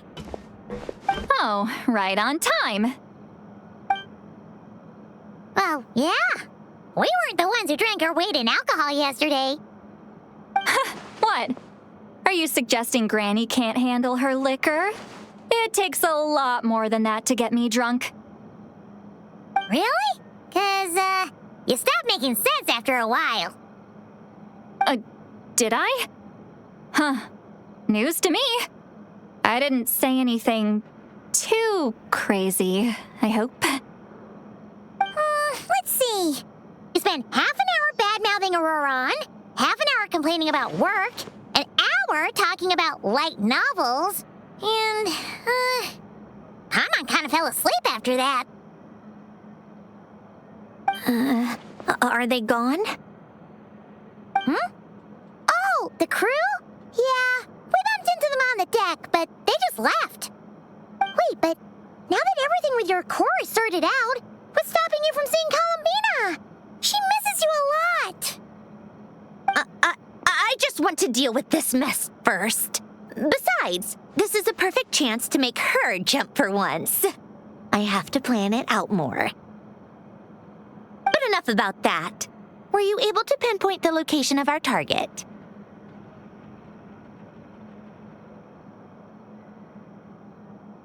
Of course! When Granny Eatsley promises something, she delivers. Great, let's see. The Morte region. Oh, wait, this is the Tower of Gestalt. The place the souls were severed. Is that the source of the resentment? Or is it the Narcissenkreuz Ordo in general? Let me come with. This thing's movement isn't fixed. If it's not at this location when we get there, I can use a ritual to summon it. You've already gone to more than enough trouble. I don't mind. These old bones have nothing better to do anyway. Summoning a spirit isn't going to do me in. Besides, if I don't go, they'll just have more inside jokes I can't join in on. All right, then. I appreciate it. There's no time to lose. Let's head out!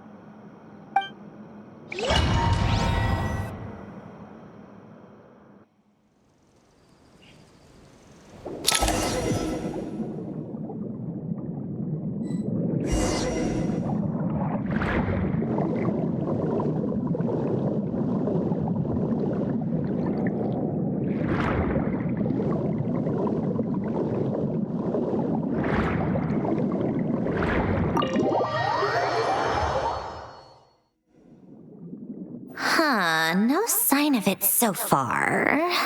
Should I start the summoning ritual? Let's drain the water from this floor of the tower first. It'll make it easier to move around. Wait, we can do that? Of course. Alan and Renee both saw the future that awaited Fontaine and even shared a few methods for waterproofing buildings. The principle behind it is... not important. Just unlock the mechanisms in the order I tell you.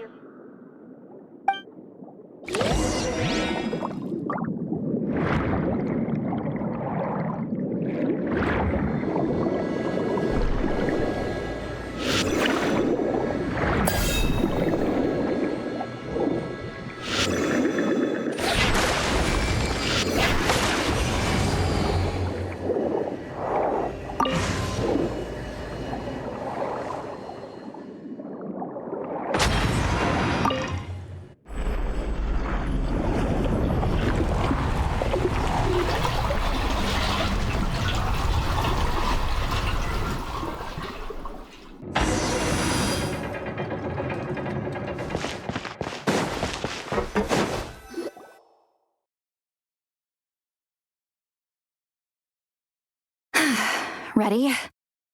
Yeah. When this thing appears, I'll try talking to the souls inside.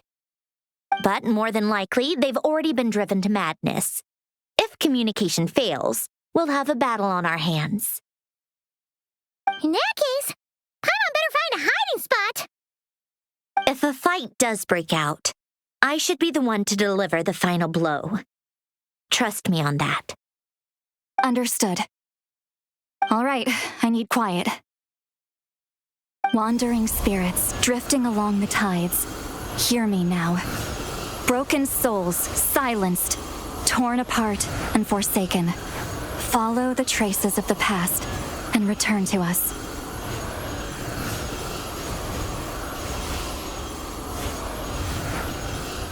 Let resentment recognize resentment. Let vile entities be drawn together. And in this place, take form once more.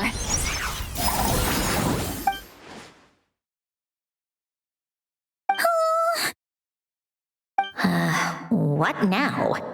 Is that it? This is exactly why I deal in math, not magic. How are we supposed to know what stage the spell is at? It's like there's no logic to speak of. Mechanical science is so much easier to...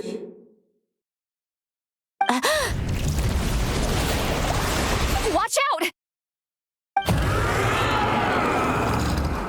Hey, you! Or whoever's inside of you. I need you to listen to me. I'm a descendant of Fontaine's Lord Artificer, Alain Guillotin. I can make you whole again and return you to the ley lines. You just need to work with me here.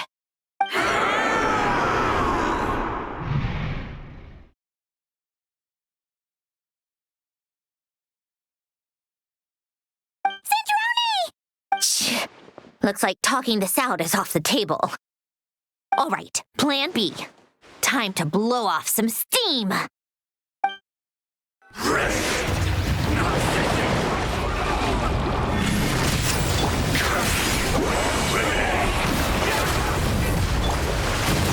You're cursing out the wrong person! I didn't even know them!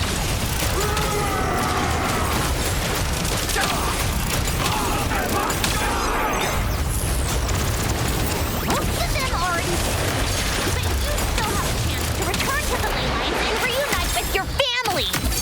Just work with you!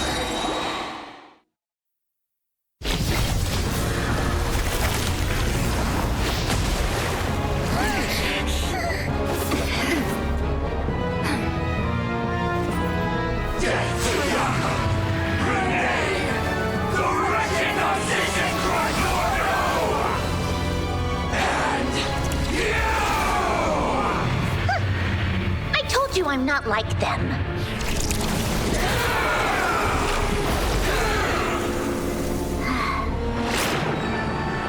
I'm stronger.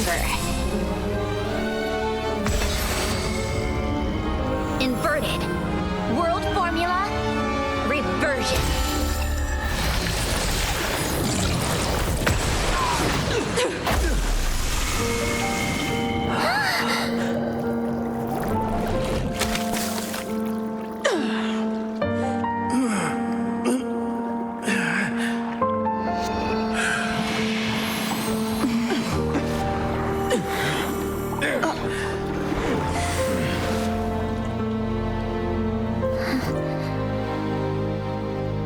Be at peace among the tides, lost souls.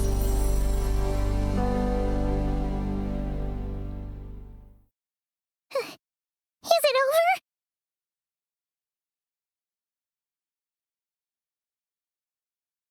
Yep, told you it'd be a piece of cake. How did you do that back there? That creature was nothing special. Add a bunch of souls with nowhere to go, a touch of malicious energy, a few impurities, and a whole lot of resentment. And that's what you get. All I did was separate the original souls from the rest of the filth, allowing them to be accepted by the current rules of the world. The principle behind the world formula is divergence. Starting from a point of origin, it deconstructs and reconstructs the possibilities of the world to find certain answers. So, it would follow that reverse calculating the world formula allows us to achieve convergence and restoration instead. Using a numerological array, I was able to do just that.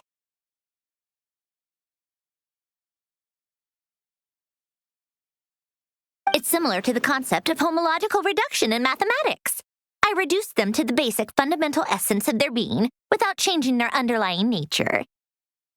That meant... never mind. Judging by all the blank stares, I'm guessing you don't actually care. I think I finally understand how Outlanders feel when I ramble on about shaman stuff.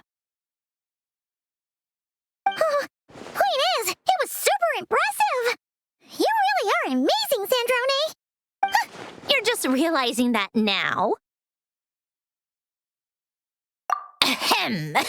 Enough about that.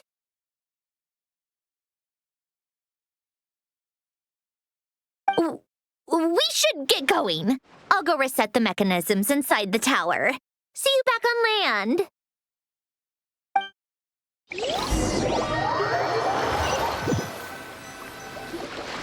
Well, that's one old mess for the books. Glad to have that over and done with.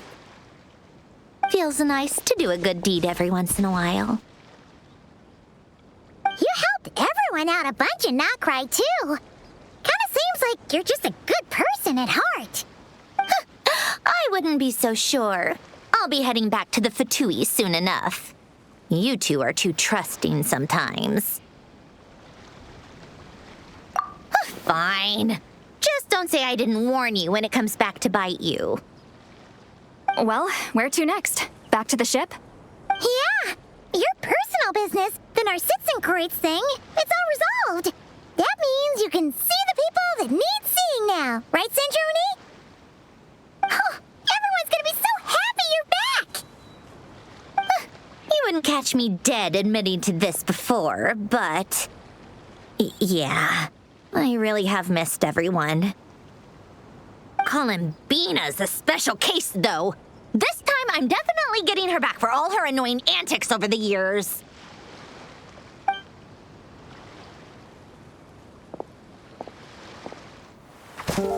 She'll sense me coming from a mile off. How am I gonna...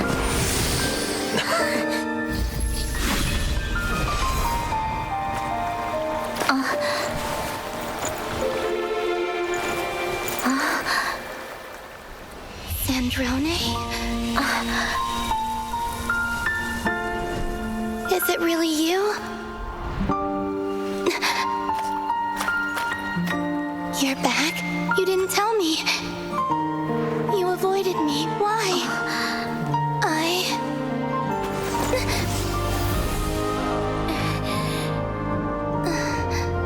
Sandrone? Now we're even. I missed you so much.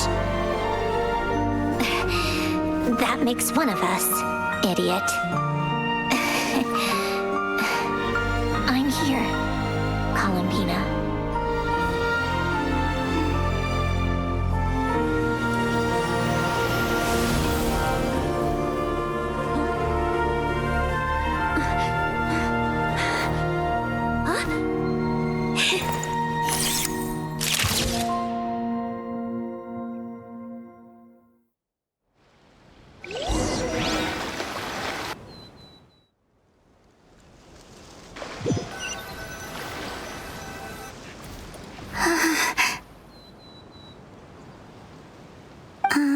Sandrone.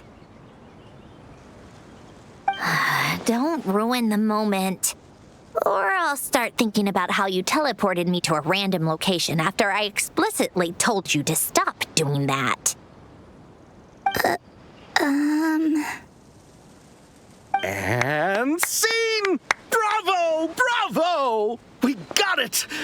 This is exactly the ending I was hoping for.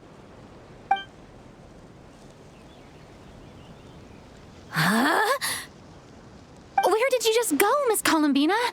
You vanished, and then the next second you were back hugging this, new friend here.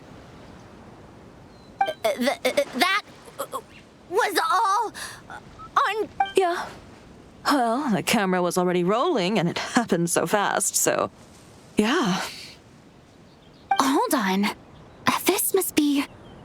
Yep, my best friend. The one I was looking for. I never thought I'd actually get to see her again. I'm just so happy. Plus, the film got a happy ending too. It's all thanks to you, Sandrone. Sandrone? You couldn't stop being annoying for 1 second! Columbina!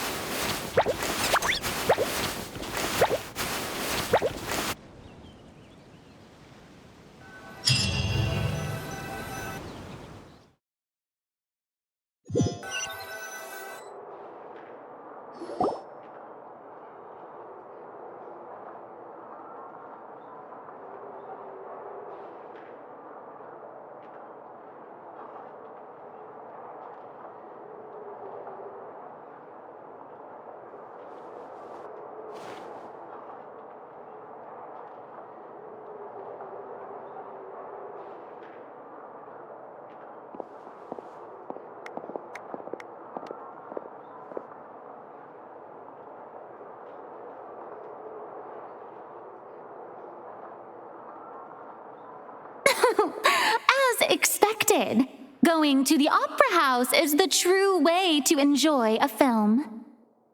You get to see the audience's reaction in real time, too. The ending seemed to be received quite well. Paimon can't believe you let us include that in the final cut, Sandrone! You even agreed to help us reshoot a couple of shots. Thanks a million. Most of it was caught on camera already, so it's not like I had much of a choice. Besides, the film I'm in is going to be anything less than perfect.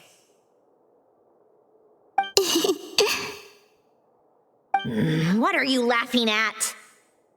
Nothing. It was just interesting to see us on screen together. I'm glad this moment is going to be preserved forever. Just a pity we didn't take home the Verano Award this time around. Well, artistic films can rarely compete with commercial ones. You should have prepared yourself for this the minute you changed the script. True. Oh, did I hear someone mention the Verano Award? Come on, don't gloat. I won't. Our crew winning the Verano Award was a team effort after all. Costume design, script adaptation. Ooh, and the practical effects were so realistic. The flames and explosions even made me jump while we were filming. A lot of the effects were based on actual items the Special Patrol confiscated from criminals. Who knew they'd serve another purpose, right? But it turned out amazing. Really brought the thrilling scenes from the novel to life. Fontaine's film industry is seriously impressive. Which film did you vote for, Silali? Isn't it obvious? Great Detective Hurlock, of course. That's the whole reason I'm here. You all should be proud, though. A lot of critics are saying really good things about your film, too. Longing and loss? Searching for something even after it's gone? It's a film that makes you think about life and how important it is to explore those themes. Well, that is what the art of storytelling is for. Watching a film with friends is so much fun! There's so much to talk about! Ooh, let's throw a celebration later then! We're all old friends! Oh, we could find a place and chat to our heart's content! How about the Winglet? That's perfect! Friends and family are more than welcome too. So if you want to bring people, don't be shy. You all can head over first and make yourselves at home. I'll bring over some refreshments in a bit. I just have one more stop to make first. Can I come? Fine. Not like you'd listen if I tried to stop you.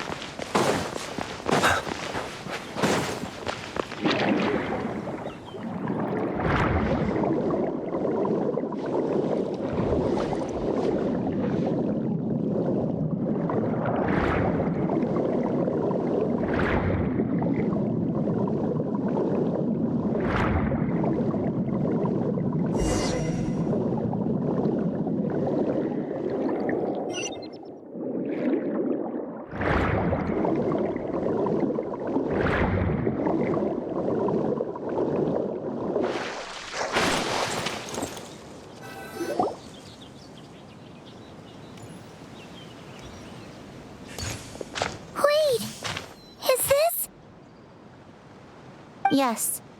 Here lies Lord Artificer, Elaine Guillotin. This is his grave. Oh. I'm sorry, Ellen. I'm sorry this is the first time I've been back since leaving Fontaine. I should have come to see you more often. I got your gift. I even cleaned up one of the Narcitzenkreuz Ordo's messes along the way. Our home is just as quiet and warm as it always was. The flowers in the garden are still thriving. I'll make sure to tend to them more often from now on. Polonia received irreparable damage in battle. I should have taken better care of your invention. I'm sorry.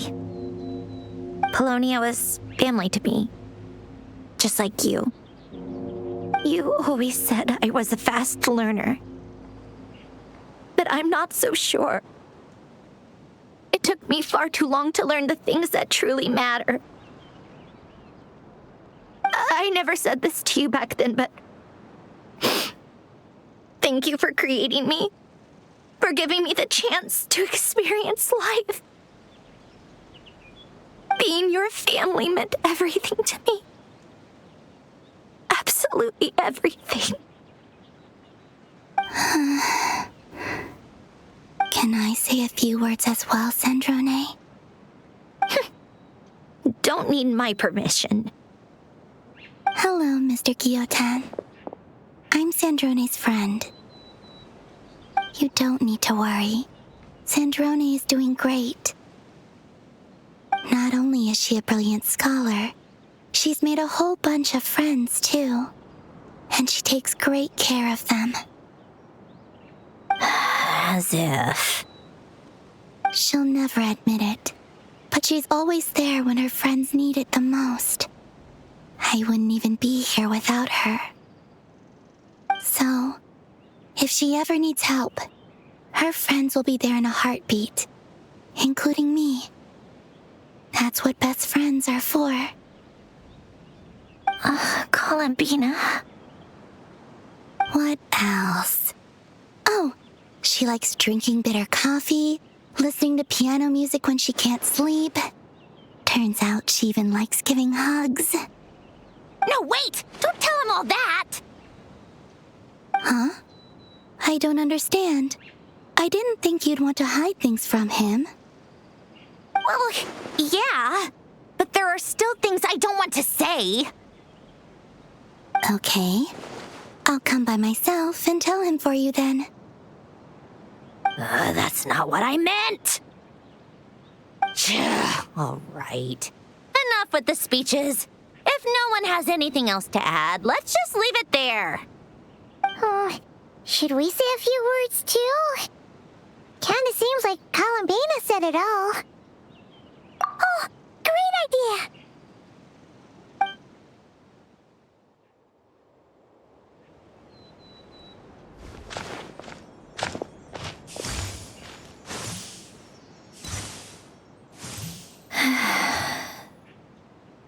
Goodbye, Ellen.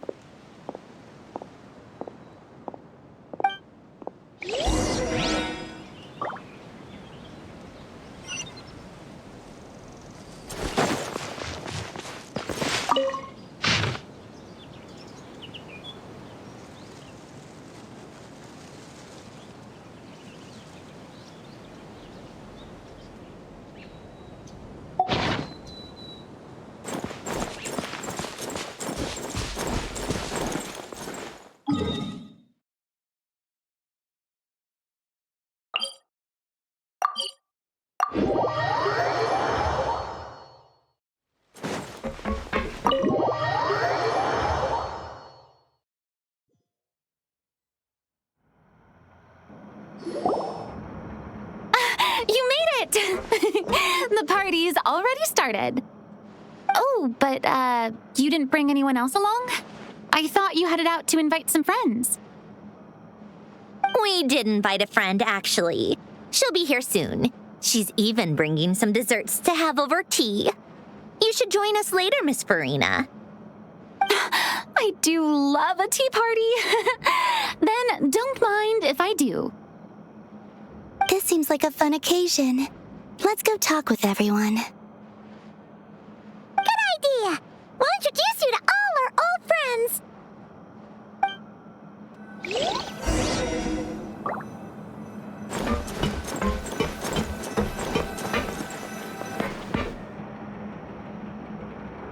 You made it. Sorry for starting the celebrations without you. No worries at all. We're just glad everyone's having such a great time. Oh, right. You've probably seen them around already, but let us introduce you for real. This is... Miss Colombina and Miss Guillotin, right? Oh, we saw the film you were in. It was so touching. Yep. This one started bawling her eyes out right next to me in the theater. I know. I didn't bring nearly enough tissues. Thanks. We saw your film, too. I memorized all your names. Oh, guess we can skip the introductions, then. Our effects were pretty over the top, right? Some of the extras in the big scenes were actual members of the Spina di Rosula. So basically, your contribution was creating realistic-looking chaos.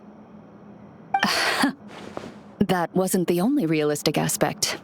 Miss Chevres and Miss Emily were also kind enough to lend their expertise on criminal investigations and forensics. Oh, it was nothing. I was just honored to take part and help out. Wow! No wonder your film turned out so good. You basically had an expert in every field. Talk about a stacked crew. Oh, speaking of, want to join in on a round of tabletop troupe later, Miss Colombina and Miss Guillotin? I mean, what better place for a party than a party? Here we go again. That sounds interesting. Yes! Persuasion successful! What about you, Miss Guillotin? I guess one round couldn't hurt. Critical success!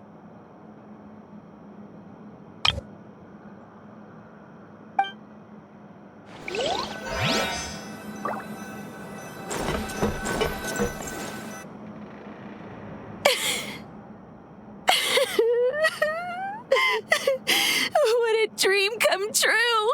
For once, it all worked out! I can die without regrets!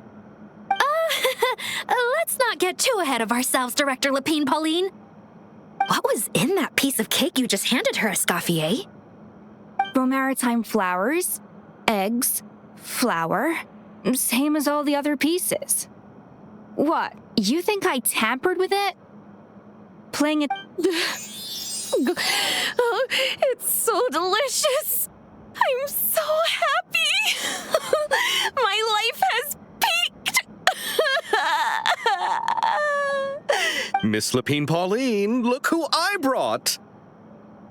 Master! Wait, what happened to your face? Why are you crying? Never mind my face. Here, let me introduce you. This is Miss Charlotte and Miss Escoffier. Things are sounding lively over here. Oh, look who it is! Perfect timing. I was so busy with the shoot, I feel like we barely got to talk. And the elusive Miss Guillotin. It's great to see you. Thank you so much for letting us use the boat free of charge. That was so generous of you. Oh, right. Introductions. This is Miss Charlotte and Miss Escoffier. That's kind of you, but I didn't really do anything. If you want to thank someone, it should be the Duke or the people who keep the boat in such good shape. Right. I'll head over in a bit and do just that. Miss Colombina? Yes? Could I interview you sometime? I'll treat you to some gâteau de bord for the trouble. There's only a limited amount available each day. Oh, but it's an absolute must-try when you're in Fontaine. Oh, sure. Bold of you to use my own cake as a bribe right in front of me. You know what? When else are we all going to be together like this? Come on, everyone! Grab your drinks!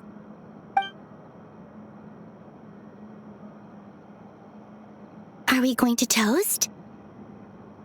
Yep! Come on, come on, come on! Son!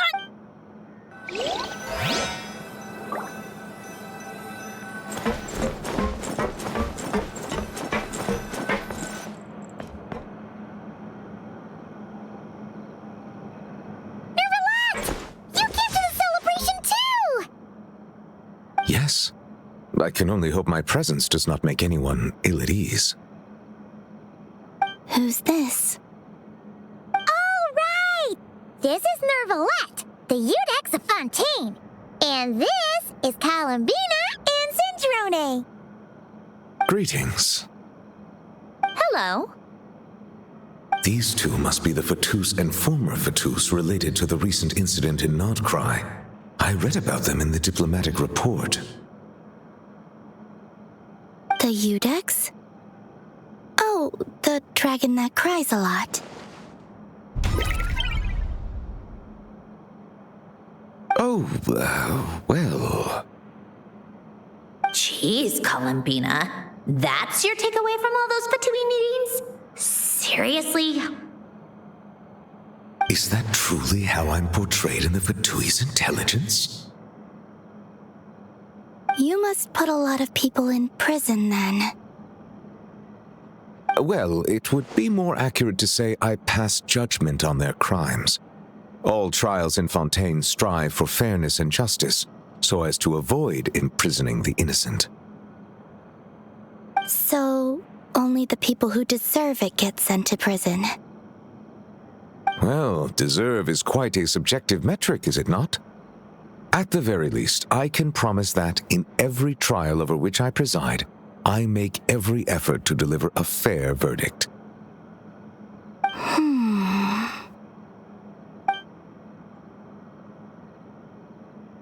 Yeah. Oh, for the love of... what is she doing now? You seem like a good dragon. Not the kind that throws people in prison for no reason. I think we can get along just fine. Thank you. Then she punched me because... Oh, sorry, Nervalette. She thinks that's a sign of friendship. Where does she even pick up weird habits like that? Ah, I see. I believe I have observed people on the streets of Fontaine expressing affection in a similar manner.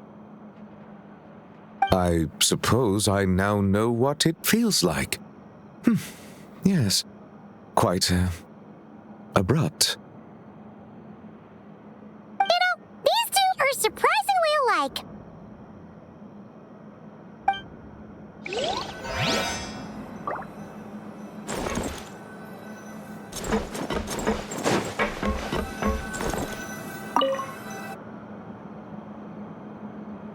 Wait a second! Mr. Baptiste and Veronique! You're here! Friends of yours? Veronique is the prop manager for Musketeer Pictures, and Mr. Baptiste is the author of The Two Musketeers. Yeah, former prop manager. Now we're just two criminals serving our time. Thanks to Duke Risley and Nurse Sigewin looking out for us. Not too bad, actually. You make it sound like I'm giving you special treatment. I just think the method of justice you chose to pursue is one people can respect. You are far too modest, Your Grace. The only reason we were even able to come to the surface for the festival is because you fought for it. It's also just good for the physical and mental health of the prisoners in general. Anyway, I suppose I have you to thank for keeping the winglet in such good shape. I never knew she could look so striking. didn't do anything special. It was mostly the Traveler and the others. Don't sell yourself short, Miss Guillotin. You are the current captain, after all. In light of that, I have to ask. Do you mind if I leave up some of the installations so the people back at the fortress can also enjoy the aquarium? Huh? Like I said before, I just think it would be good for the inmates who clean and maintain the winglet to see their work put to good use. Besides, maintaining an aquarium is sure to be a lot more interesting than scrubbing rust off the walls and deck. Of course I don't mind. I'm grateful you even want to keep it. Great. Then it's decided. That's amazing, Sandrone. We should go hang out at the Fortress of Meripede later, then. You do know you just invited me to hang out in prison, don't you?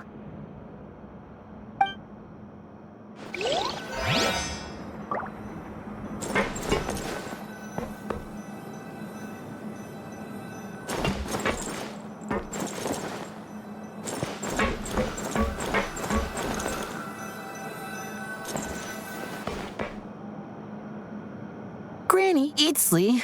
You're really not going to let us borrow these cute little stuffed toys for our magic show? First of all, Seat Laline and Eats Papa are Chi-Chi meal. They have inauspicious stars sealed within them, and they're my helpers, not toys. But the Grin Malkin Cat and Boggle Cat box are Linny and Lynette's helpers. And they still make good partners on stage.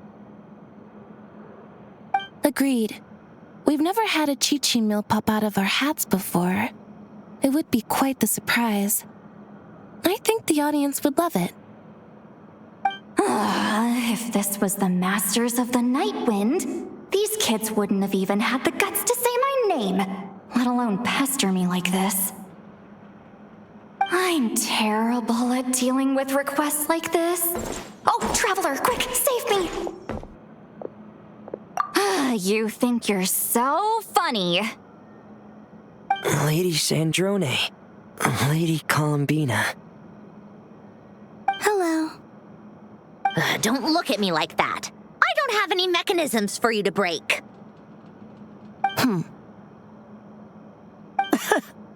Don't be fooled by my sister's demeanor, Lady Sandrone. She's just as delighted as the rest of us to have you back. Well, I suppose when I'm not so busy, I could find some time when Arlecchino is around and bring over a few gifts to the House of the Hearth. You're too kind, Lady Sandrone. I'm sure just your visit alone would make Father more than happy. I just need to borrow them for a bit. I'll pull them out of my hat, give them a quick hug, then give them straight back. When did hugging become a part of it? Oh, I could lend you pair, so you have something to hug in the meantime. I don't need something to hug in the meantime. The issue was never the hugs. How about this? You can have 2 VIP tickets right next to each other. Excellent view. Right next to each other?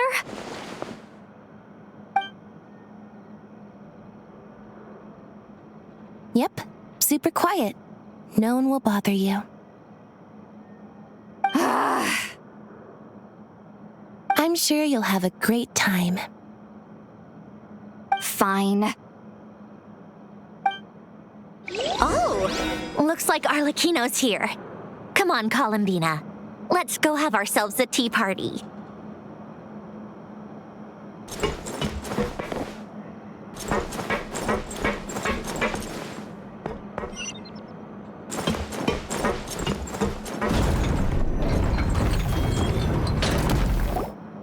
Well, it's been quite some time since the 3 of us gathered to drink tea like this. Yes, but your tea is as good as ever, Sandrone. Of course it is. The pastries you brought aren't half bad either, Arlecchino. I'm glad to hear it. Are they to your liking, Miss Farina? If I remember correctly, this particular cake is your favorite. Yes, thank you. The tea and pastries are absolutely delicious. I can't believe I'm casually sipping tea with 3 harbingers. Or are some of them former harbingers? Who knows?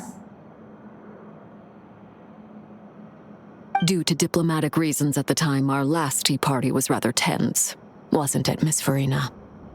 You have my apologies.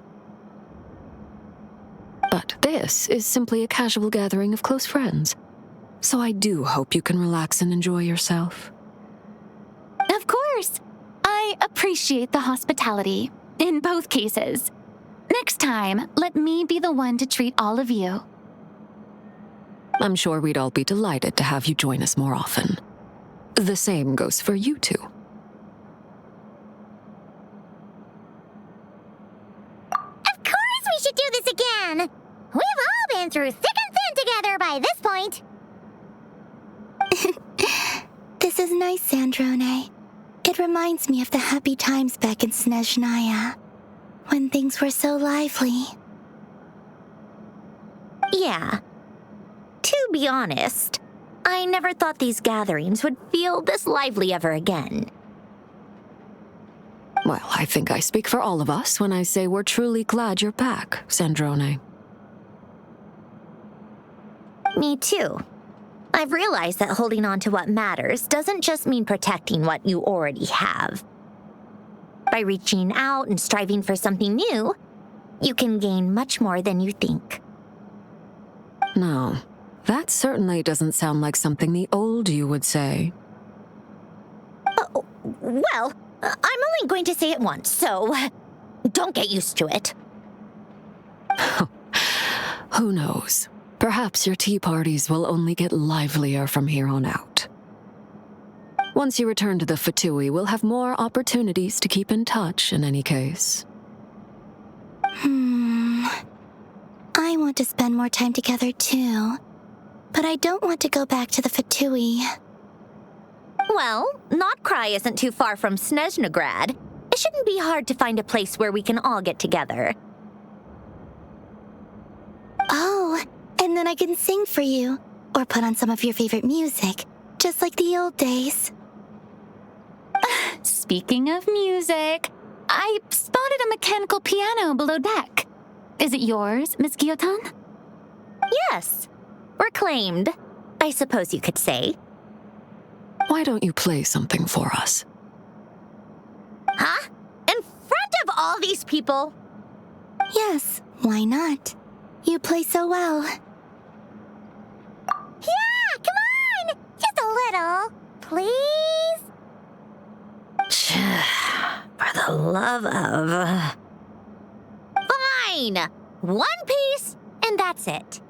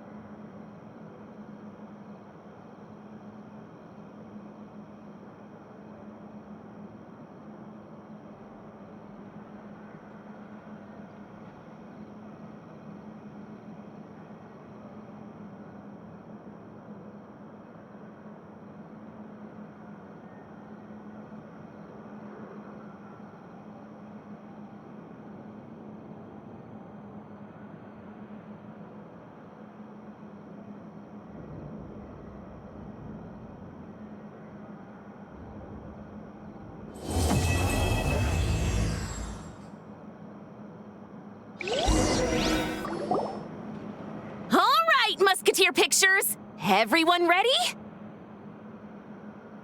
I'm not sure I should be in this one. Of course you should. You might have primarily helped out another crew this time, but you're still a member of Musketeer Pictures. All right, thanks. I'll still stand a bit off to the side, though. Can I be in the picture too?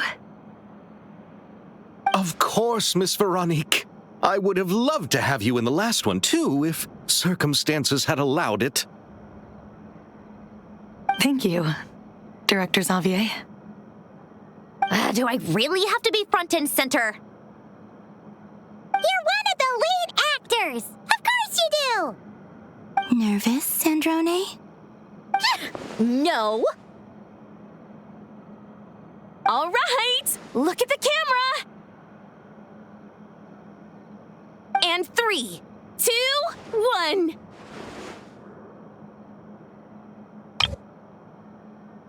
Musketeer Pictures!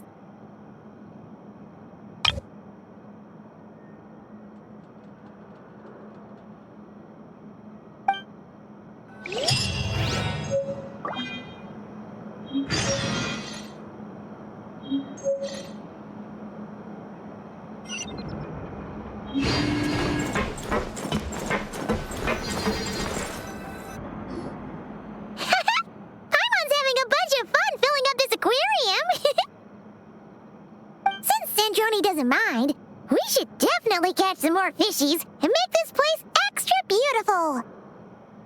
Hey, you two. Come over here. Huh? Is everything all right? Here. This is for you. What is it? It's an underwater mobility device I've been working on. Huh? Wow! That's so kind of you, Sandrone. It's just a simple mechanical device. I saw the way you were catching fish and... how should I put this? It seemed somewhat unsophisticated. To be perfectly frank, I found it quite difficult to watch. Was it really that bad? It was inefficient, unskilled, and completely and utterly inelegant. No need to apologize. Everyone has their own ways of doing things. But seeing as you plan to keep adding to the aquarium, it might be best if you use this device. The waters of Fontaine are home to more than just harmless ornamental fish. There are plenty of predators who could do you some real harm. This device will not only help you fish, it'll also help you flee. All right. Oh, and if you're going for a swim, go now. And don't forget to tell me what you think of the device. I can always make more adjustments if you have any feedback.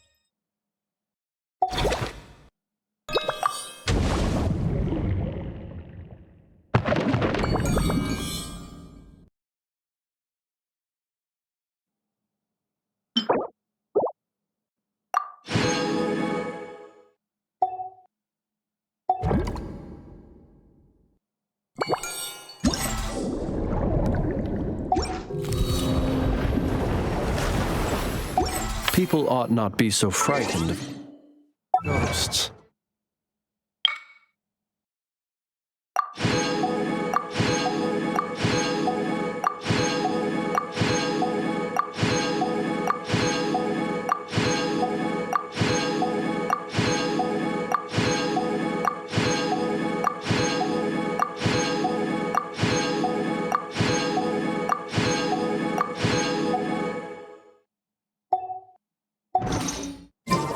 They are merely talking shadows, chattering away endlessly about